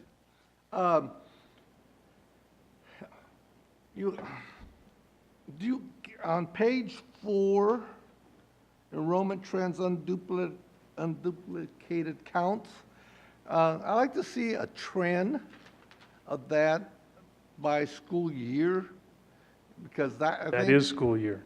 Yeah, I mean, by this school year, right? 18-19 is this 18-19. school year, 17-18's there, 16-17's there. It's all the way back to 13-14. Oh, 13, 14, okay. It's all there. I was mistaking those as age groups, excuse me. Okay, great. So what happened between 13-14 and 14-15 that we jumped up so high? What was the policy on that? No policy. That changed that number? So I will share, so 13-14 was our first year implementation of LCFF, and they did not have a way for us to report those groups of kids back then. Right. So our first year of reporting in 14-15 was through CalPADS. That was a brand new reporting year. And I would say that it's been refined as the district's gone forward. It's been refined from CalPADS perspectives as we've gone forward. So there's been a lot of changes and a lot of refining of data. I don't think when they implemented LCFF that CalPADS was quite ready for us yet. Numbers are more accurate today than they were in 13-14. Right. But actual school policy or state policy affected this numbers, correct? That's what you're saying? Okay. All right, thank you. Very good report. Ms. Fortuna? Okay, no further questions. We appreciate your report. Thank you. Thank you. Well, Okay, Mr. Riley, please. $9 million. Consideration of public notice in the Elk Grove Unified School District's initial proposal to PSWA regarding collective bargaining. Good evening, President Madison, members of the board, Superintendent Hoffman, Ms. Avalos. Pursuant to Government Code Section 3547, the following are stipulated for negotiations between a bargaining unit and the district. The district's initial proposal is officially presented at a public meeting of the governing board for public notice, and a public hearing is conducted to receive public input regarding the district's initial proposal. EGUSD's initial proposal is attached. It is recommended that after the closure of the public hearing, the board take action to approve the district's initial proposal to PSWA. Okay, I'd like to call for a public hearing for anyone who wishes to speak. It's none out. We're close to public hearing. We call for a motion. It's been moved and seconded to approve the district's initial proposal to PSWA. Thank you very much. Thank you. Okay, bargaining unit, sorry. Any comments? Nothing. Okay. Okay, on item appointment of representative from Elk Grove Unified School District on California School Board Association, I'll call on Bobby. Thank you. Thank you, Mr. Madison. As a proud member of the Delegate Assembly and Dr. Crystal Martinez-Aleri, who we all know was recently appointed as a board of director representing the Native American community, so very excited about that, which opened up a vacancy, and we do a lot of important work here. It's the governance of CSBA and the topics that we work on and the types of legislation. There's a lot of subcommittees, so it's a great honor to be a part of this. So, you know, it's always good to have somebody who, one, has time. I think that's very important, and then has shown an interest. And one person comes to mind who has interest and the time, and that is Ms. Albiani. So I would like to recommend Ms. Albiani to accept if she is interested as our appointment, as the next appointment. I accept. So did you just second yourself? Yeah. We had a motion. Yeah.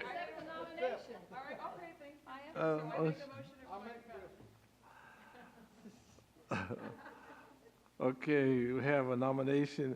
All those in favor? Aye. Opposed? The motion carried. We have a representative. Thank you. Okay, board members' reports. Any meetings? No meetings. Okay, superintendent? Oh, I'm sorry. Go ahead, Ms. Albion. I was just gonna say, Chet and I were at the IYT thing. Are we not talking about that now? No, this is just committee. Sorry. Yeah. I left for, You can- Okay, then other items on the floor. Now you can say certain things. If you, go ahead, Ms. Albioni. we're starting in the middle.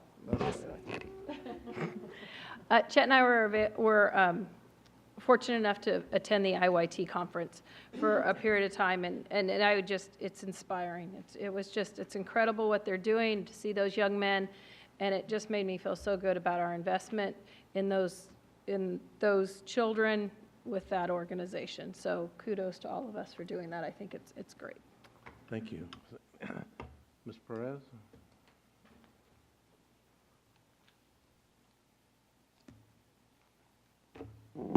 Okay, I want to invite all of you to our UC Davis 19th Annual Cesar Chavez Youth Leadership Conference and Celebration. You may learn more on the web. Go to ucdavis.edu/CC Puede, S-I-S-E Puede, P-U-E-D-E. And that's going to be held March 16th, which is on a Saturday, 8:30 to 3 p.m. UC Davis Art Pavilion. And what you're going to learn there is you're going to learn free college and career motivation events for middle school, high school, and community college students and their parents, college admissions, financial aid, scholarship, health and STEM workshops, college resources fair, UC Davis campus tours, and more. And then we're going to have live cultural entertainment, music, and performance. And also we feed you. Free admissions and parking that day.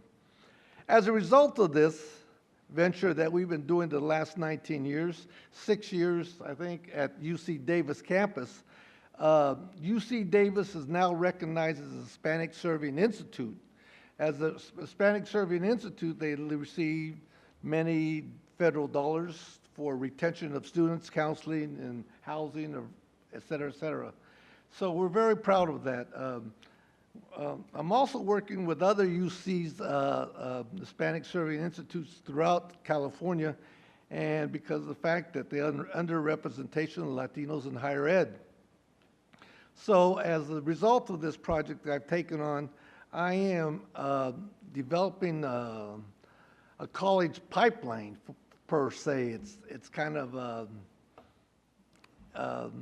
what's a vision. So I presently have a group of people working with me. So you're going to see that within the UC system. We're going to try to get high schools. Presently, there's 10, like I mentioned before, 10 high schools that are designated Hispanic Serving Institutes in California that work directly with this organization. But it's my understanding there's many more high schools that are designated Hispanic Serving high schools. They also have, like I mentioned before, Hispanic Serving community colleges throughout California. So what we're trying to do is developing a pipeline from high schools to junior colleges or UC, state college universities, and also the UC universities.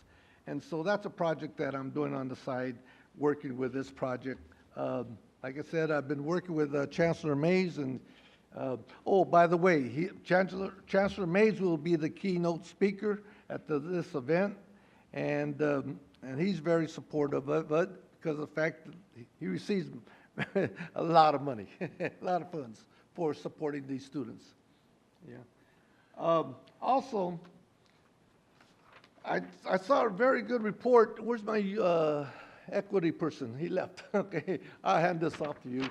There's a really good report that I came across. It's Getting Down to Facts 2, and it's an in-depth research report that serves the state of the state with the goal of providing common sets of facts to inform discussions and education policy development going forward. And it has key findings. It's very similar to what we're doing right here. There's a lot of parallels what Elk Grove Unified School District is doing, such as this big project that we're just completed with discipline and all that. But also, I'm very concerned about developing an early childhood development program within our district. There's millions of dollars for that. There's leadership at the, our governor wants that, our state legislators want that. So I would like to see our board take that initiative and start talking about this subject matter, because of the fact that it's one of the key factors to end poverty within our community. When these students have early childhood development intervention, for every dollar that you spend on this project, you save two. And this study states that. Okay. Thank you. Dr. Martinez O'Leary?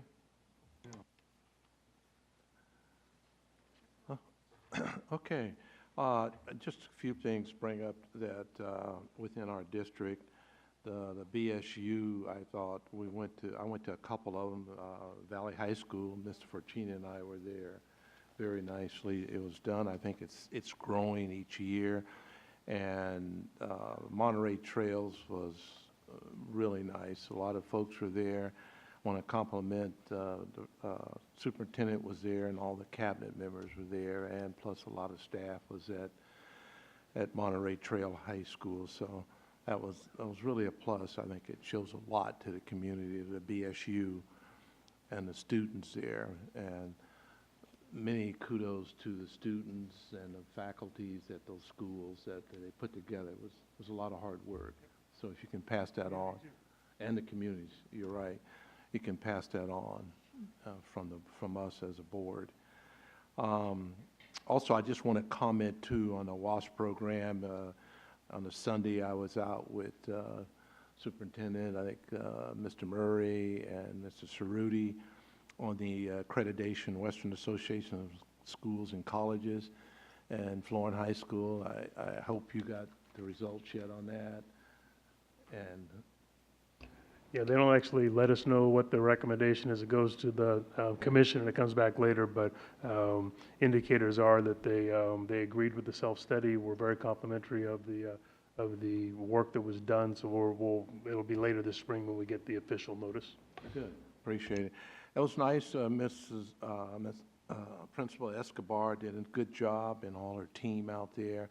I highly recommend a lot of the board members. You get an opportunity where I know, I think Ms. Albiani, you're going to Elk Groves, or is it Franklin? Yeah. Got an opportunity to see that. It is on a Sunday, but it's interesting to see the team and what some of the people are there, the questions they're asking to accreditate our schools. So I recommend if you get an opportunity to do this. I'd like to see as a board, I appreciate Mr. Perez, things you do for the legislature and all the outside, but we got to look at our internal school and support too, that they love to see board members at different functions around. So I would appreciate maybe you give some of that energy you have to our schools as well. Okay. With that, I'll adjourn the meeting. It is 21:15 hours. Thank you.